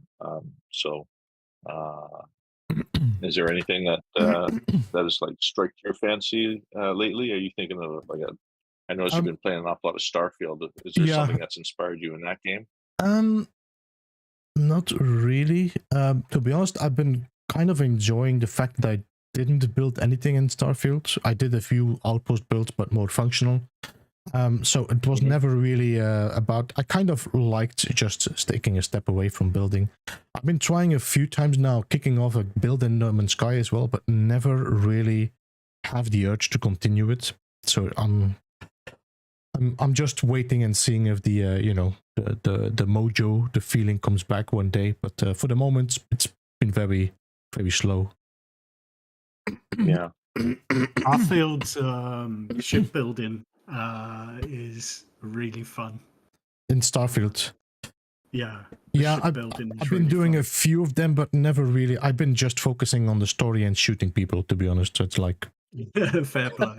I just Sorry about me running away there. I needed the bathroom, so couldn't hold any longer. So you wanted to go and see some bases? Yes. All right. So I've got a few. There's one on this save. If you want to go and see, this is a really big build. I don't know how it exceeds the piece count, but it does. It's in this save, so I'll go there. You guys can come over and join me. All right. So we'll jump over to anomaly. Yeah. Sounds like a plan. I don't know if it will render for you, Beebs. I asked DG yesterday to check it out, and it took a couple of minutes to render, but it did render eventually. So. Yeah, it did render. And I was actually really amazed with it. So I'm looking forward to you showing it off to others here. Just took a quick candy for my throat because I was going to ask, are you I okay? got the same. I got the same there. got a little frog in there. A little geck in your throat? That sounds perverse.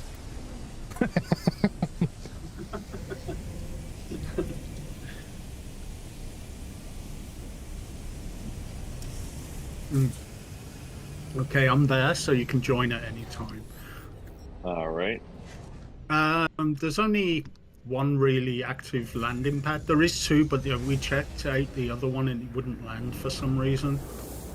So the best thing to do is possibly land near my ship. Okay. No worries. I've got a tiny ship. I can land anywhere. I've got to land my ship now.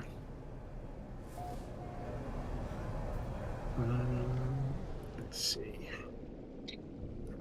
So now everybody likes to build with their own unique style. We talked about that, but what about save? Like, are you one of the builders that likes to use creative, or do you like working for your resources a little bit? Do you play on normal or even permadeath? What's your preferred building save?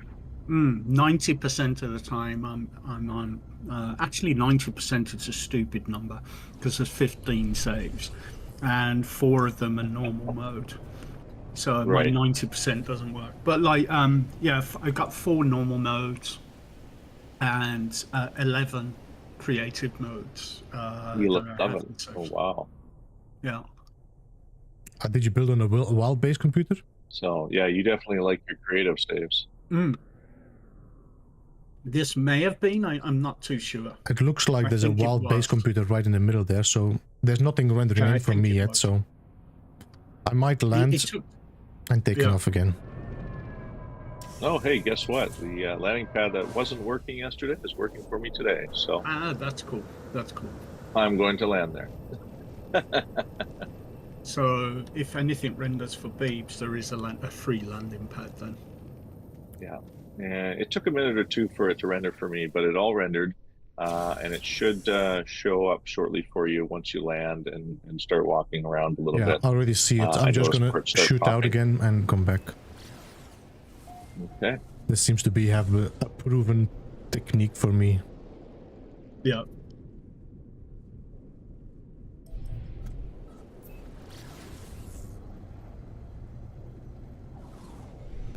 Yeah, it took about, I don't know, 4 or 5 minutes to fully render in. Because it's 4,600 thereabouts pieces. Actually, I'll tell you exactly. That's quite a few. 4,757 pieces. Wow. So yeah, a solo visitor can't visit this base without you being here. Yeah. I didn't realize the piece count until I was nearly finished, and I was like, I still got like a couple of 100 pieces to go in, and then I was like, oh well. Yeah, well, it's been proven that if you're at the base site, it will render for you. You just aren't able to upload it, and people can't just visit it, without you being there.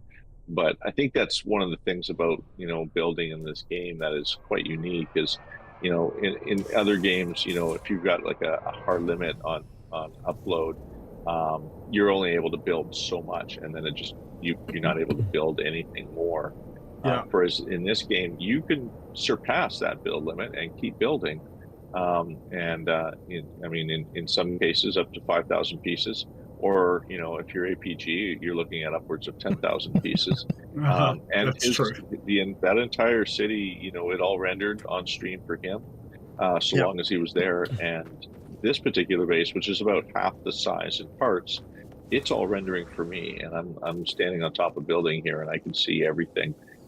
Having visited this base the day before just to check, that's made all the difference on its renderability. So like I flew in and everything was rendered before I even landed. So that's definitely extremely promising and hopeful, knowing that as long as you're here, it'll all render. Yeah. Looks like it's rendered for Beebs too. I'm seeing It's him run starting around to with render that. in, yeah. It's starting to. Yeah. Like the walls around the landing pad haven't rendered for Beebs yet. Because if it has, I have to take it from your account now, so that's why it has to render. Yeah, in. that's true. But it does pop in. So now, what inspired you to build this particular base while we're waiting for Beebs rendering to happen? It started. This is one of those procedural builds, if you like. Okay. It was like, let's throw, as APG says, you know, throw parts against the wall and see what sticks, you know. And like this was nice. Yeah, this was basically one of those, and then I just expanded on it. It started off with the tall middle building and of this plateau, and then just procedurally got bigger and bigger and bigger. It was like, okay, I need this with this and that with that, and it just got bigger and bigger and bigger. It started off as one building, and as it one thing I've noticed as I'm walking around is that the structures that you've built, if you're just walking by them, you wouldn't be able to tell what parts were used. You merge parts together in such a way where you've created new parts and new looks all together, and it seems to be all over the place. You know, from one structure to the next. You've done a heck of a job creating something out of parts which, you know, currently just they all exist in the game, but the way that you merge them together, you've created some really cool looks here. These, I'm not sure they're showing on Beebs yet, but there's there's like a series of archways. I think everything shows up. I'm not entirely sure, but I think it is. Looking by your stream, looking from your stream, it looks like everything's there. Yeah, I think so. All right. Ooh. These archways that you've created here at the center, unlike anything I've ever really seen anyone build in the game, these are really unique. Which arch? Oh, the really big ones that look like skeleton kind of look to them? Yeah. You know, they're partially curved, and the parts that you've used for them, such a really creative use of parts, creating a look that is so unique. Like, this is really cool. Wait, when did you build this? It's taken about a year to build this. Wait, did you do any developing for Starfield? No, not at all. Because this is definitely Starfield. The Scorpion. The Scorpion, yeah, right. Temple of the Scorpion. It's very cool. I like this as well, the almost like the torch, I don't know what you call it, like the flame, what you call this? Braziers? The large ones, like it's like a flower. Yeah, right, braziers. Yeah. Very cool look. Great use of part. That's basically using that short wall curve method, and then flipping those short walls upside down, and then to the side, and then putting those eaves in, those roof corners in. No, it's very cool because it makes a nice, the layers, really nice layers like that. Yeah. Like it's almost like one of these lilies or flowers. Yeah, exactly. Now, I noticed that the color emanating from the center of those is unique. So, did you use just the curly coral for the lighting of that particular component, or is there something else hidden in here that we're not seeing? If I remember rightly, it's the sphere generator that's in there. Yeah. Okay. Yeah, it's a sphere generator that's in there. Very So cool. From a top, yeah, if you go from a top down, like what Beebs is showing on stream right now, yeah, it's really, really cool look. It looks like a flower, you know, yeah, um, and it's lit up just beautifully from the center outward. Using the layers, you've created different gradients of the lighting intensity as well. exactly. It's Really excellent use. I I needed to like when I experimented when I built that, I experimented with different lights because I still had my center wire from building the circle, Hmm. and I was like, okay, I've tried with blue, green, whatever, and the sphere generator was the only one that really worked for that. And then it came that I needed to build the other one on the other side, and I couldn't remember how to do it. Is there a So difference between the two? Let's I have a don't look. I don't think there is, but the second one was harder to build because of trying to remember how I built the first one. So yeah, They look identical. hopefully. That's my thing as well. Then if I do this kind of build, then I will do that, and I will or I will even build them both at the same time, because I had the Yeah. same thing, like effing hell. How did I do this again? Yeah. That happens to me all the time, and I'm like, sometimes I've even had to change a build because I completely forgot how I got something done. I think we all have done that. Yeah, So I'm looking at the centerpiece here, and that's quite a unique build within itself. You've got multiple parts merged together to create a interesting sort of shape. yeah, So they look like walls that are turned sideways, and then you're using them to extend upward. And yeah. then, of course, something in the center, which I can't access unless I go in from the top, maybe. Let's take a No, look. I don't think there is. Oh yeah, you can. Okay. Yeah. Yeah, it's really cool. And, a simple part like the cornerstone piece, um, you merge them together in such a fashion where you've created interesting symbols. If you look at it from a silhouette side, it almost looks like the silhouette of people standing around a circle. Yeah. Um, and then you go inside and you see what they are, and they're literally, it's just some corner pieces that you've merged together to create that illusion. Mhm. And of course, you've got really excellent lighting and the ambient lighting that goes along with it. Just amazing. Um, when you get an up close look at some of these builds that you've created, it just boggles my mind how you come up with some of the architecture to actually create this. Um, there's even flags at the top, but you wouldn't recognize them as flags just by looking at the structure. Yeah. Yeah, this whole build continues up the mountain. There's Yeah. as well. We go up the stairs as well, and you got this other, if you like, I don't know, monolith, I guess. Yeah, I saw that. I saw it from the distance. Very cool. It has a bit of a, I mean, it's a mix though, but some of the parts look very oriental, and then others a little bit more like Arabic style. Yeah, it's a blend, I guess. But I know, very cool. There's a very cool combination. Yeah, I like mixing it up a bit. I've traveled around various places in the world over the years, and yeah, I'm very inspired by different forms of cultural architecture and such. Almost I looks really like this component you've added here. This one is really, really nice.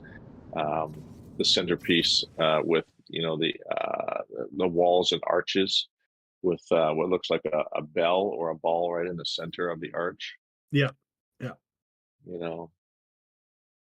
I You gather didn't we're at the just build same an place. arch. Yeah, you've sort of created a magnificent architectural masterpiece with these. I don't know where you are. Oh, there you are. Oh yeah, it's hard. You get lost in this base. It's so big. What I like about these it's almost angled walls is that cathedral-like. also light is from the. It's a good way to light up your builds. These you know, the beam this is on the bottom of these like sloped walls. That's right. And of course, I've put light in there as well.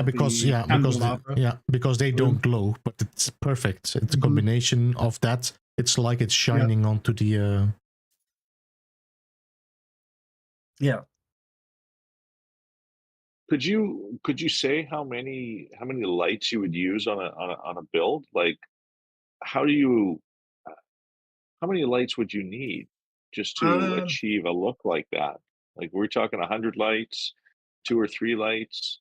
Like that's a 32-sided circle originally, so that would be probably 32 lights minimum. Right. If not 64 lights that would go into that. Usually I go by these amount of sides, depending on what I would like to do, you know. So a good portion of your build's complexity is just that, just lighting of various different kinds. Yeah. It depends on what I want to present, you know. There is builds where I've only lit one side of them, you know, of a circle for whatever reason. It depends on what like story is in my head at the time, I guess. So yeah, for those of you out there, if you thought a build getting complex by having wires in your build makes it really complex, where do you start adding lights? Oh, it gets out of hand at that point. Yeah, I've had to delete many things just due to complexity. Wow. Yeah, pretty cool stuff, Pez. Thank you. And I look behind me here, and there's this other build. Phoebes is showing it right now on screen. Wow, this is it's cathedral-like, you know. It's the only way I can really describe this architecture. It's like stepping inside a cathedral, a number of cathedrals of different styles from different ethnic groups. This is really amazing stuff, man. Thank you. Thank you. There's Something as simple as just a ball or a sphere, and you've given it lighting, given it purpose by just putting it, you know, in such a place where it creates a whole new look. And you've done that throughout your build here. If I look around, you've used those balls, what do you call them? The adornment sphere. Throughout in all kinds of different places, and just giving it a different look wherever you put it. Wow, just, you know, the creativity that you show on each one of your builds just ceases to amaze me every time. Thank you.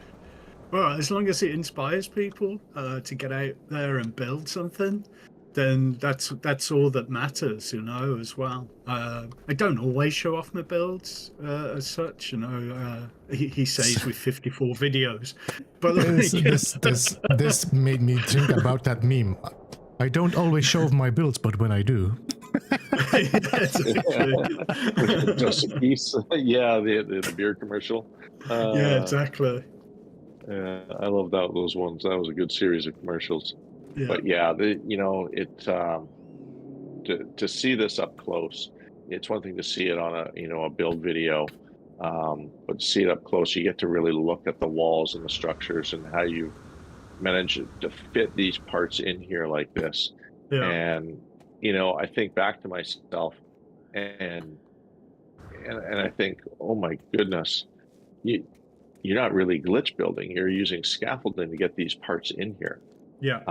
And anybody can do that who doesn't know how to glitch build. A little creative thinking, and you've literally slid those pieces in there without the aid of wires, which is amazing to me. A lot of the time, yeah.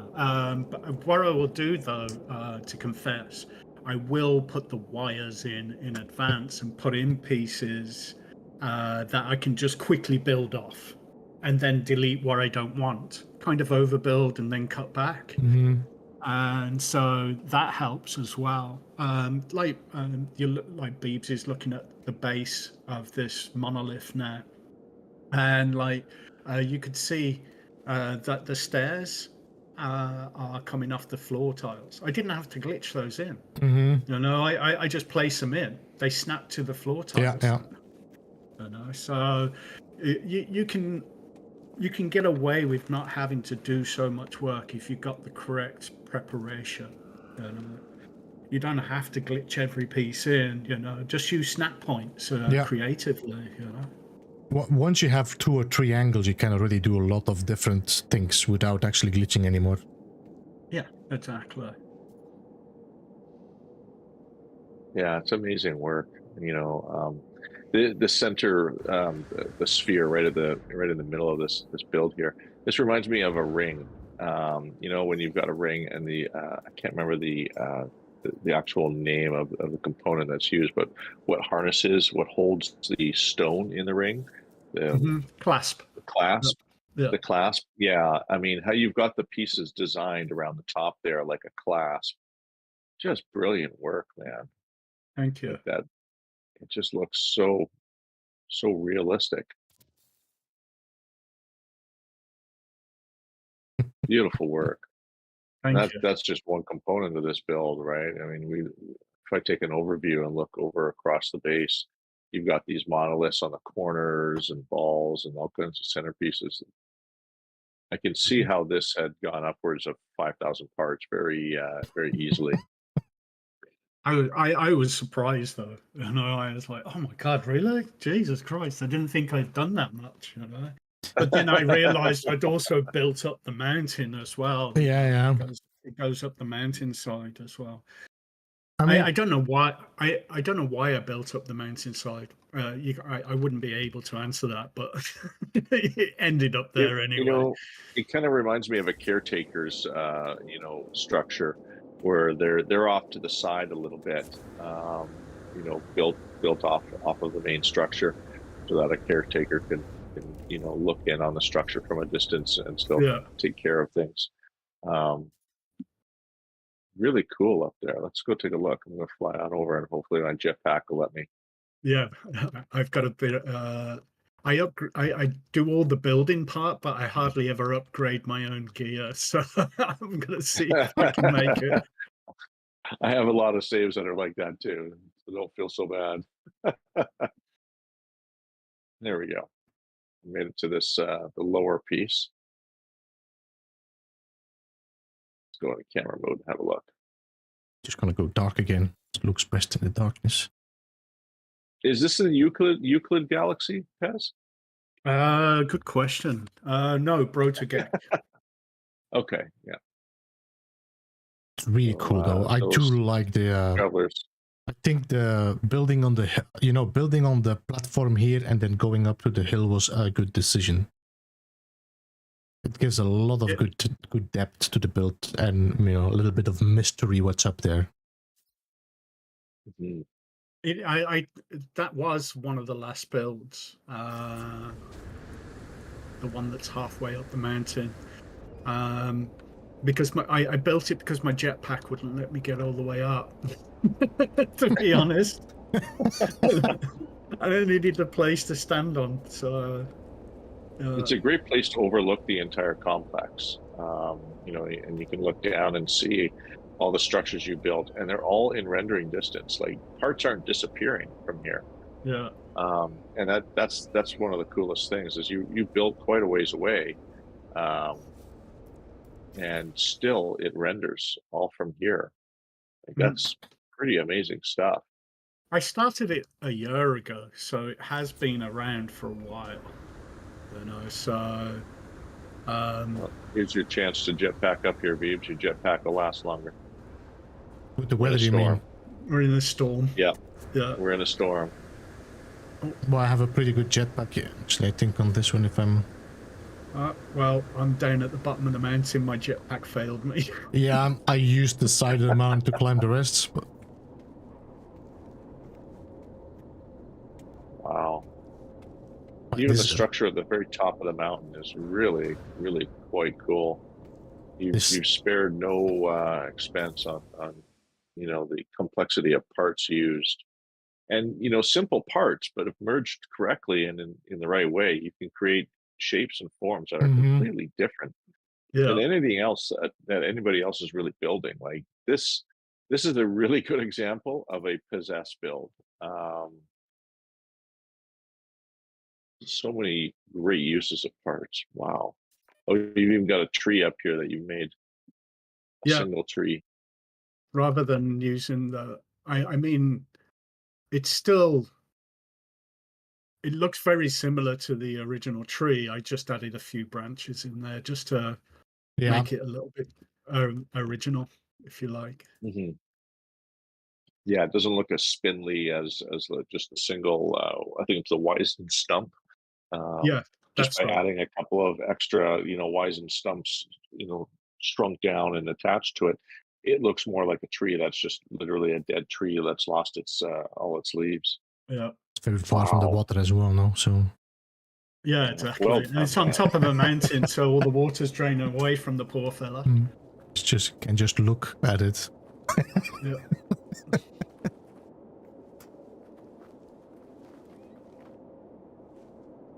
Very cool. Yeah, pretty cool stuff.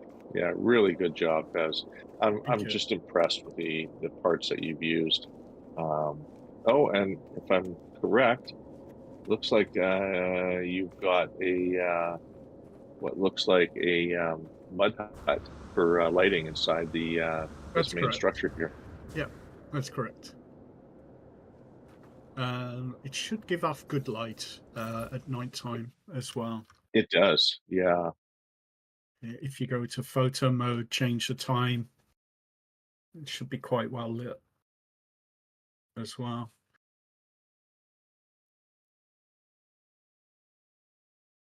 I mean, you don't see it from the base because lights are near field reactive. The render distance is still a little bit borked though in No Man's Sky, but okay. I'm disappointed when that happened because the render distance used to be really good, and then suddenly it just fell off. It's hard to film. It's definitely when you're trying to make a video, it's like, oh, come on. Yeah, exactly. So you have to film it in such a way that you never film the distance. Yeah, I used to do these long swoops into my builds, and now I can't do that, so...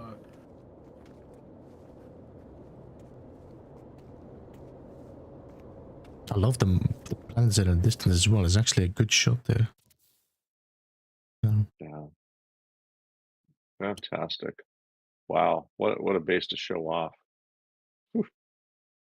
I was in two minds whether to show this one or not at the time. I discussed it with DG yesterday, whether I should show this, and I was like, bring him over, let him have a look, and let's see if it will work, The render was my biggest fear, of course. So I'm glad it's rendered in. That's made me happy, Yeah, everything. I didn't see any loss on parts or anything. Only, like I said, the photo mode, the lights go out, and then the pieces that were not in visual distance also disappear. That's right. But it is what it is. Unless you count my ship, it's missing a whole bunch of parts. Yeah, I was about to say, DG lost your ball here. DG flies around in a cricket ball. Well, there's an advantage to flying around one of these little teeny ships is they will land on almost any surface. True. So very handy to have around. Can I have a cookie? Do you want to see another base or? Yeah, for sure. Yeah, please. All right. So the question is, do you want to see something that's similar to this, or do you want to see something really crazy, or do you want to really see crazy, something? Of course. Okay. All right. Let's go for crazy. All right. I'll have to jump out of game for a second because it's on a different save. Okay. Yeah. All right. I'll stay in chat, but I'm jumping out of game. Yeah, and then join. And I'll let you know. We'll join your other game. Yeah. Okay. Let's see. Where is it? I gotta find out where. Pretty amazing base. I love the use of how you built along the countryside. You use the form of the land itself to adapt your architecture to it. You've done a really good job with that. You know, even on something as, you know, small as a mountaintop, right? It's just a peak of a mountain, and there's not a lot of space up here. Yet you've managed to fit your build in and around it, and really, really good use of architecture to fit the local surroundings. You shooting at me, Beebs? Got shooting Beebs. It's a habit now. So I shoot everything. I'm having to teleport via the space station to my own build because I thought I'd already parked this up, and I haven't. So I might be a couple of more minutes than expected. I wish we had that. What we have in Starfield, the quick travel or fast travel. Yeah. Oh, that would be handy, wouldn't it? Yeah. I mean, we do have teleporters, but like, it'd be nice to have fast travel to bases. You could just pull up a list of your bases and just click on it. Yeah. I still hope to see one day a base manager that we can either manage our bases from one location.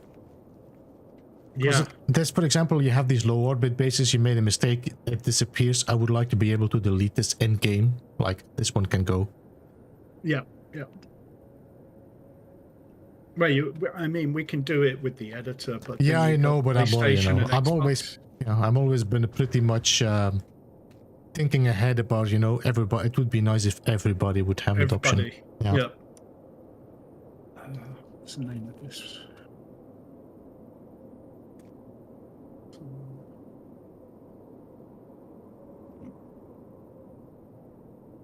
Yeah, a lot of the games utilize the warp to function, where you can warp to a character or a location very quickly. Yeah, we do have you know, teleporters that we can use, but it's not quite the same. Oh, this is weird. I've lost my build. It's so crazy it escaped. Huh. That's weird.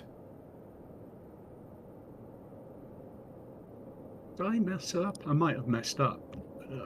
I might have gone into the wrong save. There's so many, it's entirely possible. Oh, I got too many. Too many. Well, I've been looking for a base this afternoon for 2 hours on my saves because I didn't find it. and then I realized it was in the first save. I actually looked, I just skipped it. Overlooked it, yeah. I've done that before. And then you spend yourself all your time kicking yourself like, what's wrong with me? Bloody hell.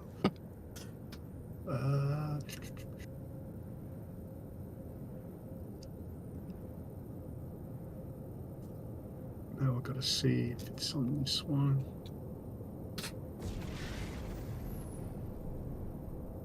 I thought I was prepared for this.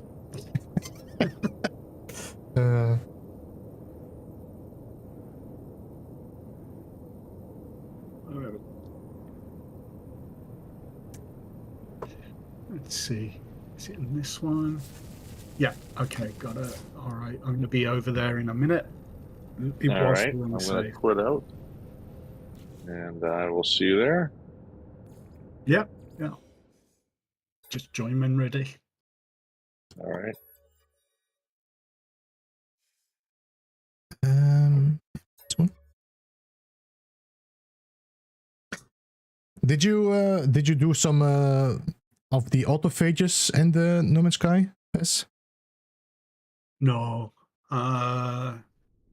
I still haven't got any of that stuff, like the staff and everything like that as well. I gather that's what you're talking about.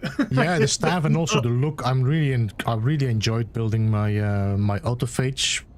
I think I'm not sure if you saw my Anubis character I made. Yeah, I saw the one where it kind of makes you look old, right? All bent over. No, it's not bent over. It's like a wolf head, but not a robot wolf head. Huh. But I Kind of don't. looks old though.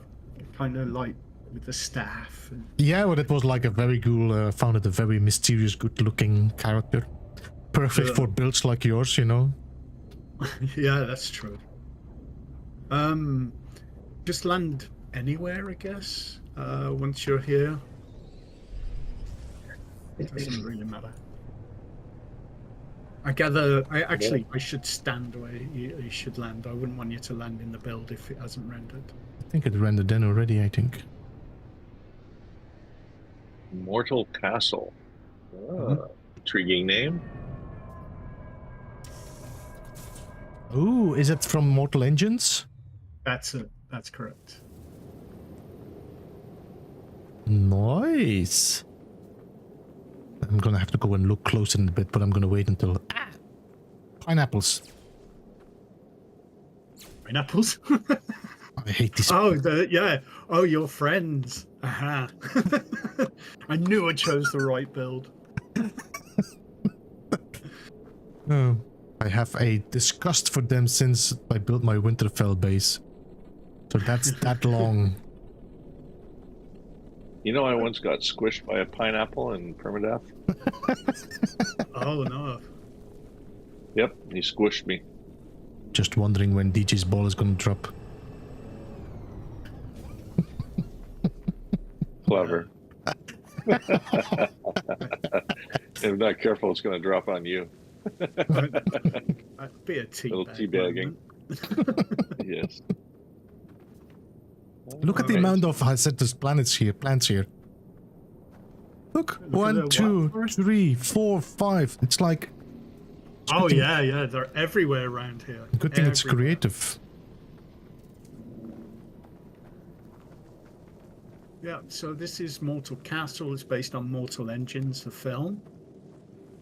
This is one of those builds where I've purposely set out to build. Oh yeah, you use the ladders. That's a good idea. That's ladders. Yeah, that's ladders.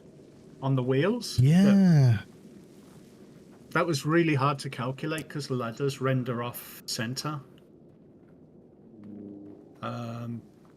Because wherever you put the center point for the ladder, it doesn't render there. No. It renders like a smaller floor tile and a half out distance or so. So I had to calculate all that and then put them in. Well, it's really cool to make the track. Very difficult. Now, if I'm not mistaken, you actually did release this build on a video that you created a while back. Is that correct? Yeah, it was the unreleased video. It was there was a video I did of collection of builds that I never really released. You should call them PEZ Unplugged. PEZ Unplugged. Oh wow! So you've actually gone all out in the interior of this space as well. It's not just all strictly on the outside. Well, not entirely. The ground floor cockpit is completely decked out. And then I wanted to do all the rooms, but I was coming to the capacity. And so I would need like 100 pieces per room on average, and there was just too many rooms. And so instead of decoing out a couple of the rooms, I just did the cockpit, and that's it. And this whole build is built at an angle as well. So the whole thing is at a very slight angle. Yeah, I thought so. So you're following the ground that it's on too. Yeah, that was the initial idea.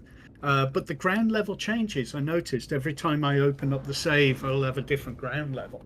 So it can go up and can go down a little bit. Wow.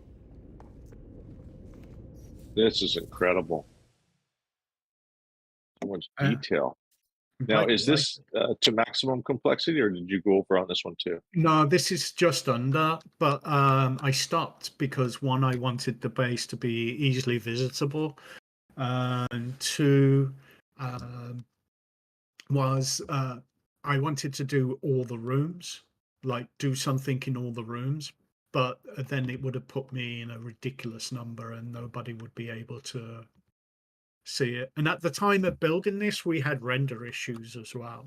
So I would be on one side of this trying to build on the other side and wouldn't be able to see the other side. Remember when we couldn't see more than it was, you would only have to step away 50 units and then the other side of your base would disappear at one stage.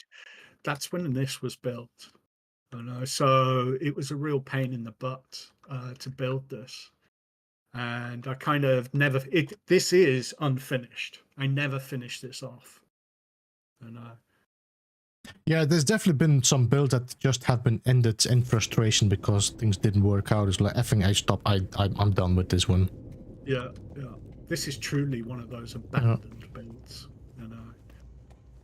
It had a lot going for it, and then I was just like, screw it. It's going to cost me. Yeah, it was going to cost me 2,000 more pieces just to deco the inside.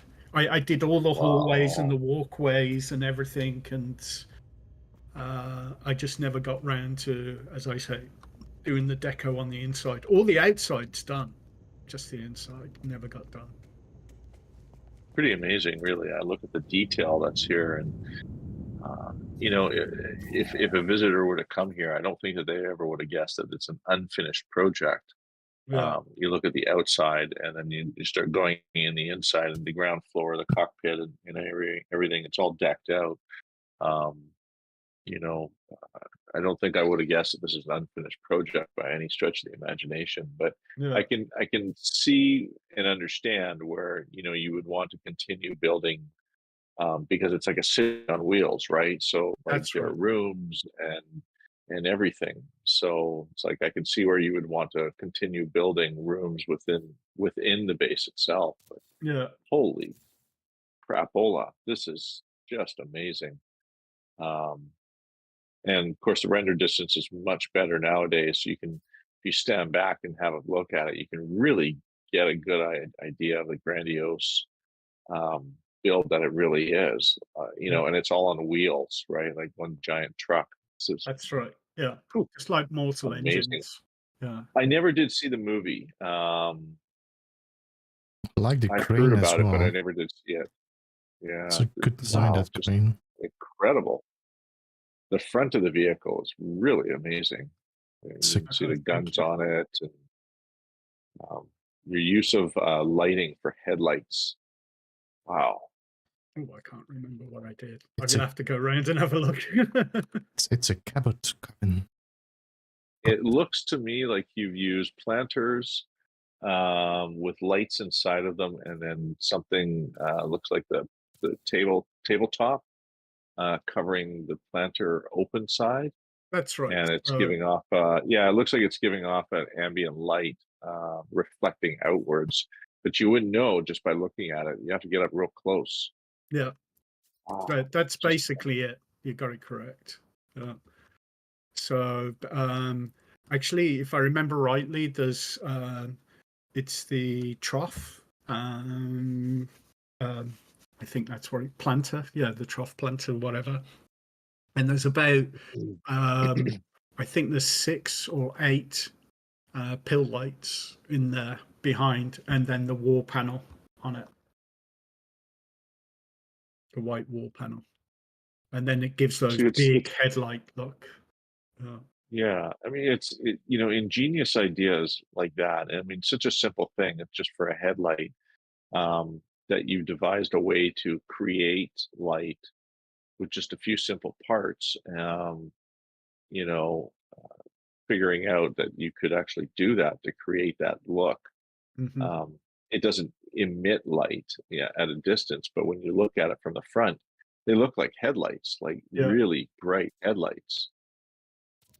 Did an amazing job, again, using lighting to your advantage and your knowledge of how to make it look that way is the illusion is definitely there. Like you look around and it's just phenomenal.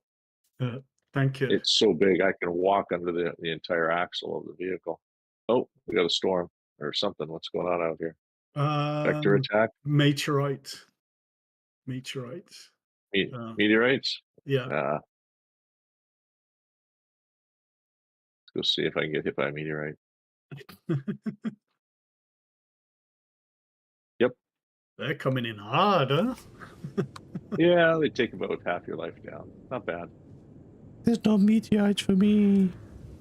Oh, You know what? It's actually really, really great. It's actually like it really suits the build. It does, yeah. Like we're getting slaughtered by meteorites at the moment. It's like... Great filming moment here. I know. I hope you caught that. I didn't. It would take me forever to get it all started to film that. You'd have to wait for just the right perfect timing. Yeah. Something I've done in my own builds is waiting for that perfect timing of the storm or the conditions. Very time consuming, time consuming, but worth it, for the look if you're creating a video. Yeah. Sometimes, I don't know about you, but I've spent hours creating some of my videos just for that one moment of 10 seconds or even less of a shot. Yeah. Am I crazy? Maybe. But the look is there. Sure. Would you like to see a newer build? One that I've just done? Yeah, great. Sure. If you have time. I mean, no, we still have time. So I was just admiring your bumpers. Hey. We're looking at his bumpers, Beebs. I know. We're in public, don't you know? All right. Do we need to quit out like we did before and rejoin your game, or is it on the save? It's going to be on a different save. Okay, so same as before. Yeah. Yeah, the wheels, just so much detail, dude. Wow. Hopefully I got it right. I'm going to have to, I'll tell you to come in and run off to the bathroom again. I don't know what's wrong with my bladder. Too much coffee this morning. Yeah, I drank about 3 cups of coffee because I was like a little anxious about being on. So, yeah. Truth be told, I gotta go too. All right. Oh, wow. Yeah, this is fantastic. All right, let's find this other one. It was... And seeing just these 2 bases that you've shown today really shows the different styles of builds that you're capable of building. We saw an architectural masterpiece, and now we're seeing something that's very industrial. Just absolutely fantastic work. I like playing with styles as well, of course. And as Beebs mentioned, I like to blend stuff. So it's not just one style. It's Arab, Indian, European, or different ages of design mixed in. I do like to mix it up and try different things, and whether that's in even doing set pieces like the Mortal Castle there. And I enjoy the challenge. All right, so I'm at that place. At the new place now. Okay. I don't know if it will render in. It is uploaded. It's been uploaded for about a month and a half now, so it should be okay. And this is like the previous one. It's a wide area and lots to explore. While you're connecting, I'm going to go to the bathroom, so I'll be back in a second. No problem. My PlayStation doesn't load up nearly as fast as Beebs' PC, so take a minute or 2. Well, I've been surprised actually by how easily everything has rendered in so far. But should be okay. It's an uploaded base. I think it goes to show you having a base uploaded is very important, and not just uploaded, but for longer than just a week or so. The longer it's there, the more chance it takes, or chance it has to settle to render in. Yeah, so it has to populate into that server. Okay, I see one landing bay. Go ahead, Beebs. You take that. No, I can land anywhere. Well, can you You land go after ahead. I land? Oh, of course I can. I No, can I land mean- right here. You cannot land where I land. You said you can land anywhere. Well, let's try that. See if I can land on your ship. It probably is possible to land both at the same time if you perfectly time it, but...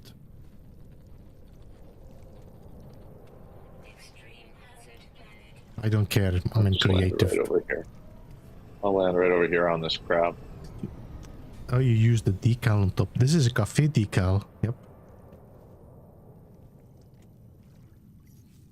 One of the best decals for color. It's got that great orange. Mm-hmm. I've seen a lot of builders use it just because it's got such great color to it. See here? You see Shirley, you the, can't be serious. you see the I save am point? serious. Now That's a don't call me coffee. Shirley. Yeah. Oh yeah. Yep. I see it. You recognize it immediately with the colors, no? Oh yeah. Yeah. I On like Cafe, to use I recognize the lines anywhere. I like to use the decals sometimes to add texture or to change the look of something. Uh-huh.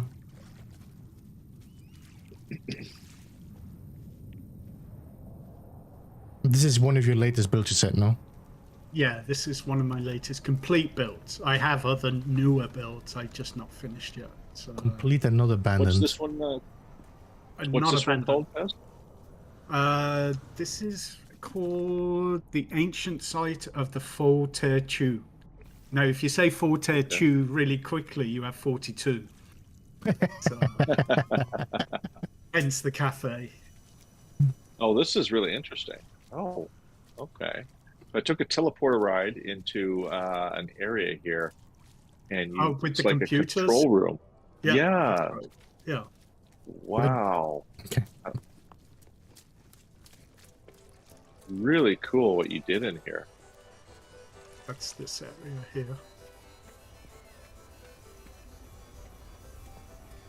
We can take that. Yeah, go ahead and take that teleporter. Ooh. Very cool. I like that. I love what you did with what looks like the short walls here. You're creating little archways and supporting pieces. With the bridge? Well, no, just the area that we're at right now. Supporting You've got the short walls roof. creating. Oh, yeah. Yeah.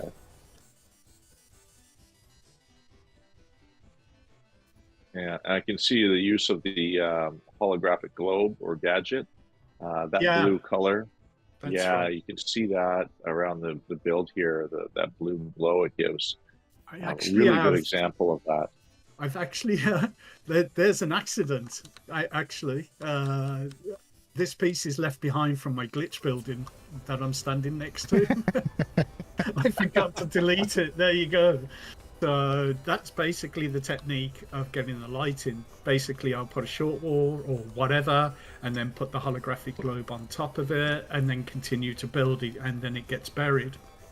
So that's a good example. It's a leftover piece, but at least you know how it's done now. It's as simple as that. And if you look at the piece from the front and you see how the light falls down it, then you get an idea. You know? Yeah, I've used this technique myself, and these particular short walls are really, really excellent for showing off of a glow, giving off a really good glow from it within. I've created an archway doing the same. Yeah, and they're really, really good for creating that glow. Same thing with the red, what do you call it there, the lantern. You can shrink it down and place it anywhere, and these pieces give off fantastic glow. Really good. I love merging those parts together, those short walls. They have a really good effect. Yeah. Wow. I didn't even see this here. That's just this one component. Let's go over here. What's over I like here? the combination of the light fissure with that teleporter. But I think it's also just because of the walls you used as well. What are these? Just short walls? The walls there are Yep. the legacy Yeah, metal yeah. walls. So it does create a nice curve in the inside, and the colors really accentuate in there. This is very that's clever. very cool. I like how you hid your base computer inside the build. Oh, yeah, That's and really to make clever. it make it look like part of the altar. Yeah. Yeah, very clever work. Yeah, I've seen these guys. Look, they run around in Starfield as well. These. Those crabs? No, the ones with like the flower head. Most of the time they call them scavengers.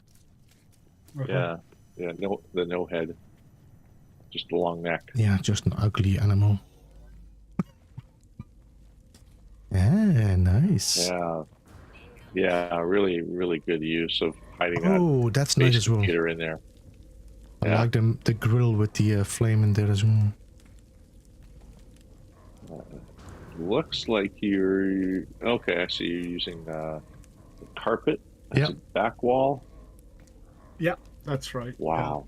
Yeah, you never would have, unless you get up close. You don't really know. You just see the color from a distance, like that sort of a pinky hue. I'm impressed. Again, your use of lighting is just something else. Thank you. These are all just great examples of how to use lighting to give an ambiance to your build, to change the mood altogether. This is fantastic. Just look up. Even looking up at the rooftop, that is something else. I'm gonna go up there. How far up can I go? Oh my. Pretty far. Till the end. Oh. Oh dear. Yeah, come on up here, Beebs. You got to see this. This is like a cathedral up there. All right, let's all go up. Come up here and stand shaft. Up. Yeah, you can. The shaft. Oh dear. No, you're full of dirty comments today, aren't you? Just the look. I bring out the worst in Beebs. I'm gonna have to stay away more often. This is very cool. Ornate look. I like that a lot. The ornate look with the textures that the parts have, with the lighting and everything. This looks like a cathedral. Yep. You know, like a really well done, PEZ. I'm just super impressed. I'm really sure that the viewers today are blown away just as I am. I've never seen this particular build, so this one is absolutely new to me, and I'm loving it. Great look. The amount of parts involved in putting this together must be astronomical, but still, like, the look to achieve this is worth it. Guess I'm stuck. Yeah, each floor level would use probably about 64 parts in total. Because you got to consider the amount of buried lighting, and 16, 32, yeah, about 60. No, maybe 40. I'm exaggerating a little bit. Maybe it's 40 parts per floor. Either way, it really adds up, but well worth it for the look. Yeah, thank you. I really like this. This is more of that Gothic look, which I kind of like. I really like that Anglo-French kind of medieval style of long arches and things like that. I really do enjoy that type of architecture too. Actually, I enjoy all architecture. It's just small things from certain eras that stand out to me, and that being one of them. Long arches, I love it.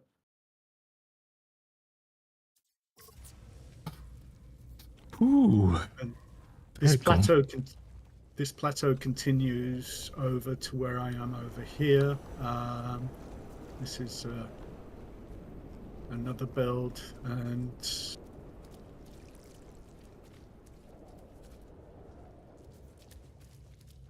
Yeah. Go away. Nothing really going on with this. As I said, I was getting close to part max. So I had to be very careful how I decode stuff out at this point. So this is towards the end. I built this, and so I used. Where am I? Ah, there you are. Okay. I'm gonna find my way out of here.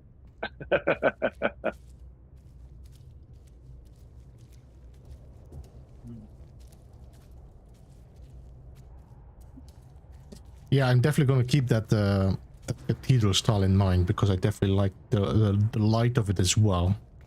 Yeah. Very cool. And then last but not least is the little kind of monolith I did at the end of the walkway.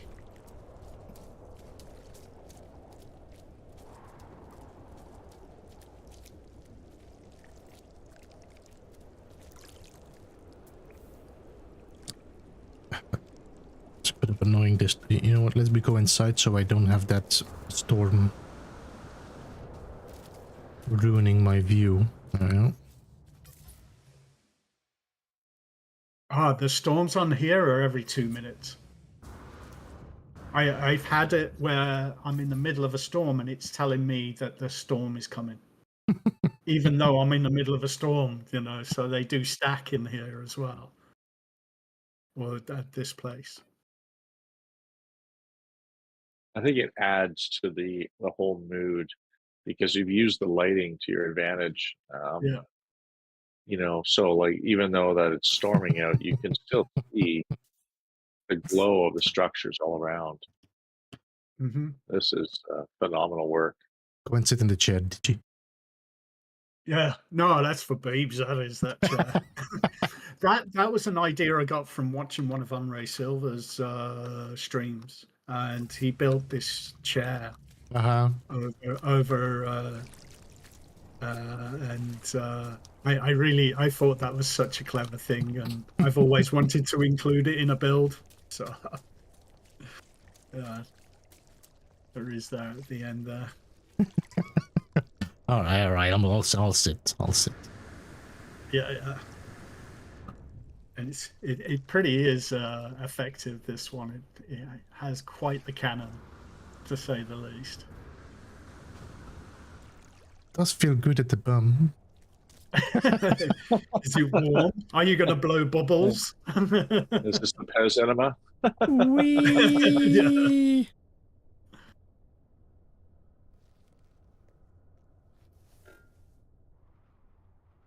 I think you keep traveling, no? Yeah. Actually, what happens is you hit the ceiling, the graphic ceiling, and then you respawn back on the ground. I let it go to see how far I would get, and it goes on for about 2-3 minutes, and then you respawn on the ground. I can see the sunset from sunrise from here. I can see your ship from here.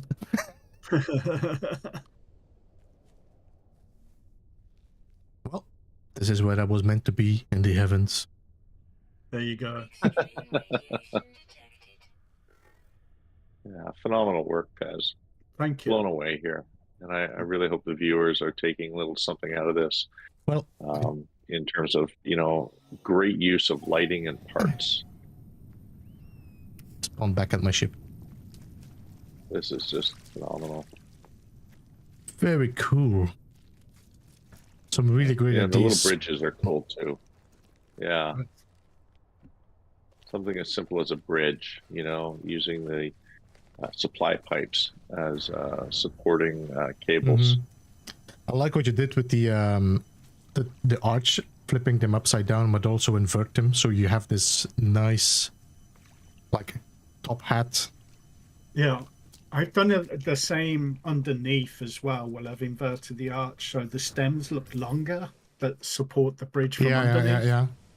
Oh yeah. As well, because I didn't like.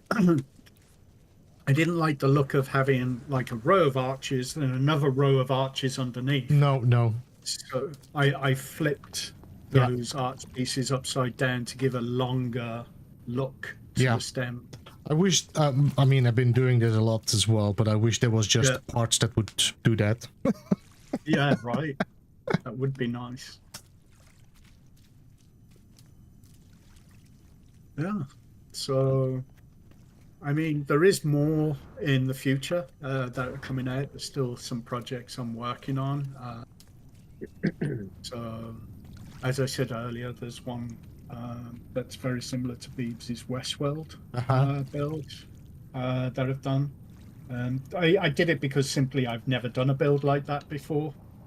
And something I realized is that even though a lot of the buildings in that particular build are very complex and very difficult to do, because of the material I'm using, they kind of look really easy. Like they're really easily built, and they weren't, and very difficult to build. Because, you know, there's not a lot of curves in these West world builds. It's very boxy, so it looks simple, but... That's right. Yeah, it's making them interesting, different. That's the hardest part that I found. Yeah, so thank you guys for visiting and giving me the opportunity of being here today. I really appreciate that. It's been a while since I've publicly been around, mainly because of work consuming all my daytime and having very little time at all to do anything else. But yeah, thank you guys for this opportunity today. Yeah, I'm looking forward to see what you're dropping next on your channel. I subscribed already when I got the link.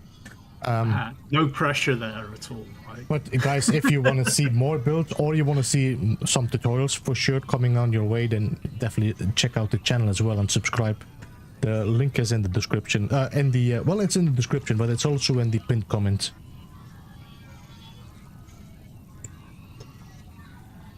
Phenomenal work. Yeah, super impressed, PEZ. This is really, really amazing stuff. Thank you. And I haven't seen this one either. So, I mean, I was privileged, excuse me, I'm privileged to see some of your bases because you invite me over all the time to, you know, some of your bases that you've built to test out, you know, whether or not they render. Yeah. This is one of those hidden gems I've never seen. And again, I'm just super impressed with, you know, your use of lighting and parts and everything else. This is just absolutely phenomenal work. Thank you. Excellent I really stuff, appreciate dude. it. Thank you.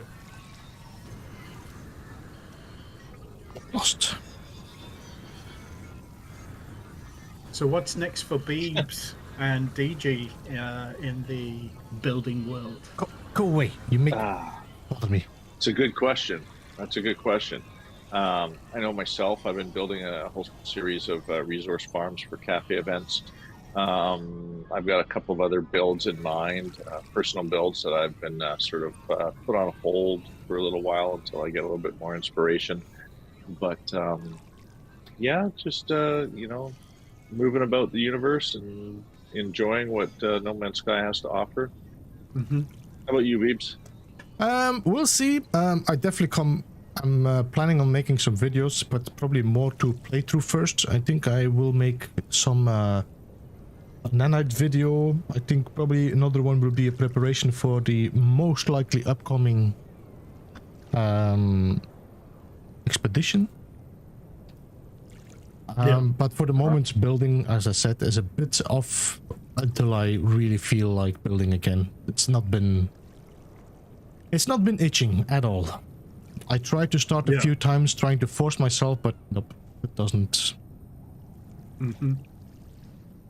Yeah, I get flat points where I just don't want to build, and it can go for like months where I don't want to build anything. Yeah. And I'll jump into game, I'll start building, and I'm like, no, I'm forcing it. I'm not feeling it. Yeah. You know, so I completely understand. It's hard to find the drive and motivation to build sometimes, you know, like inspiration, that's something that you just can't just go out and be inspired to do. You have to find that inspiration. Sometimes it takes, you know, more effort than others to find the inspiration to build really unique and new builds. I struggle with it as anyone else does. that's the thing about building. It's very much like an art, and to find that inspiration, that's the trick, isn't it? Mm-hmm. Yeah, it certainly is. It certainly is. Yeah. Thank you to chat for all that. I have been trying to watch what was said in chat, and thank you guys everywhere for your support and your comments, and I really appreciate them. And you, NMS community doesn't exist without you, and I really appreciate the support and the love that we all share. You know. Thank you. Yeah, Yep. there's definitely a love in this community, which is like nothing else. It's definitely good to see you back as well in No Man's Sky, PEZ, so I'm looking forward to your next projects and whatever you're doing. And trying to catch some of your videos if I got a gap. No problem. Thank you so much. Well, this has been awesome. Thank you so much, PEZ-S, and DJ as well, for today. We did a nice little stream today. We did quite long. Yeah. Once again, guys, if you have not, check the link both in the description and the pinned comment to PEZ-S YouTube channel, and also to his Spotify list if you like some music to play No Man's Sky and have some sci-fi background. Then definitely check out PEZ-S music as well on Spotify. And that's gonna be it. No, next week, next month we have another Studio 16 with somebody new, a new guest. We don't know who. And hopefully next week we might get an update. Who knows? Maybe something to trigger our inspiration even more. Yeah, it seems to be looming. We're seeing the signs of an update coming up pretty soon. So hopefully, coincides with another expedition, and you never know. HG's always keeping us guessing. I need to so true. Stand here, I think. Otherwise, my camera is in the way. I noticed we've got a couple of guests in chat today. Hello, NMS Cafe Lilyhoff. How are you? And Dashboard Devil. Wow, we've got a few people in here we haven't seen in a while. Hello, everyone. Been very, very chatty. Yes, good. Chat is good. And no Joe, no spheres. Bah. Beebs, you gave up on spheres a while back after that tutorial. Yep. That was the last one. I have no more sphere love. No more love for spheres, just circles.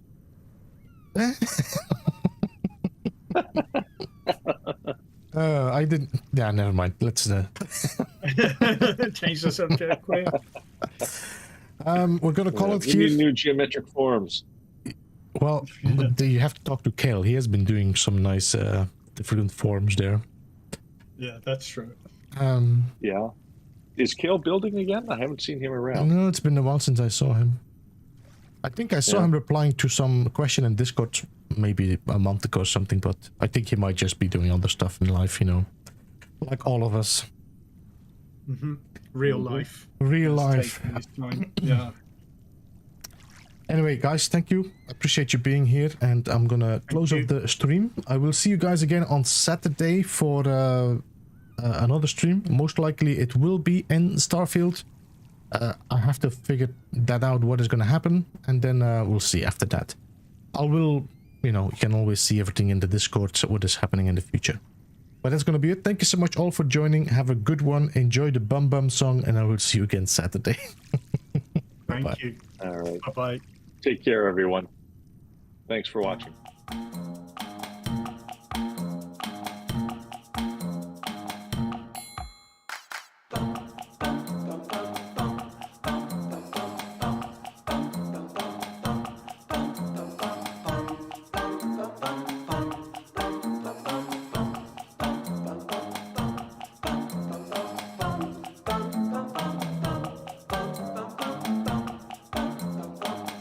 Beeblebum.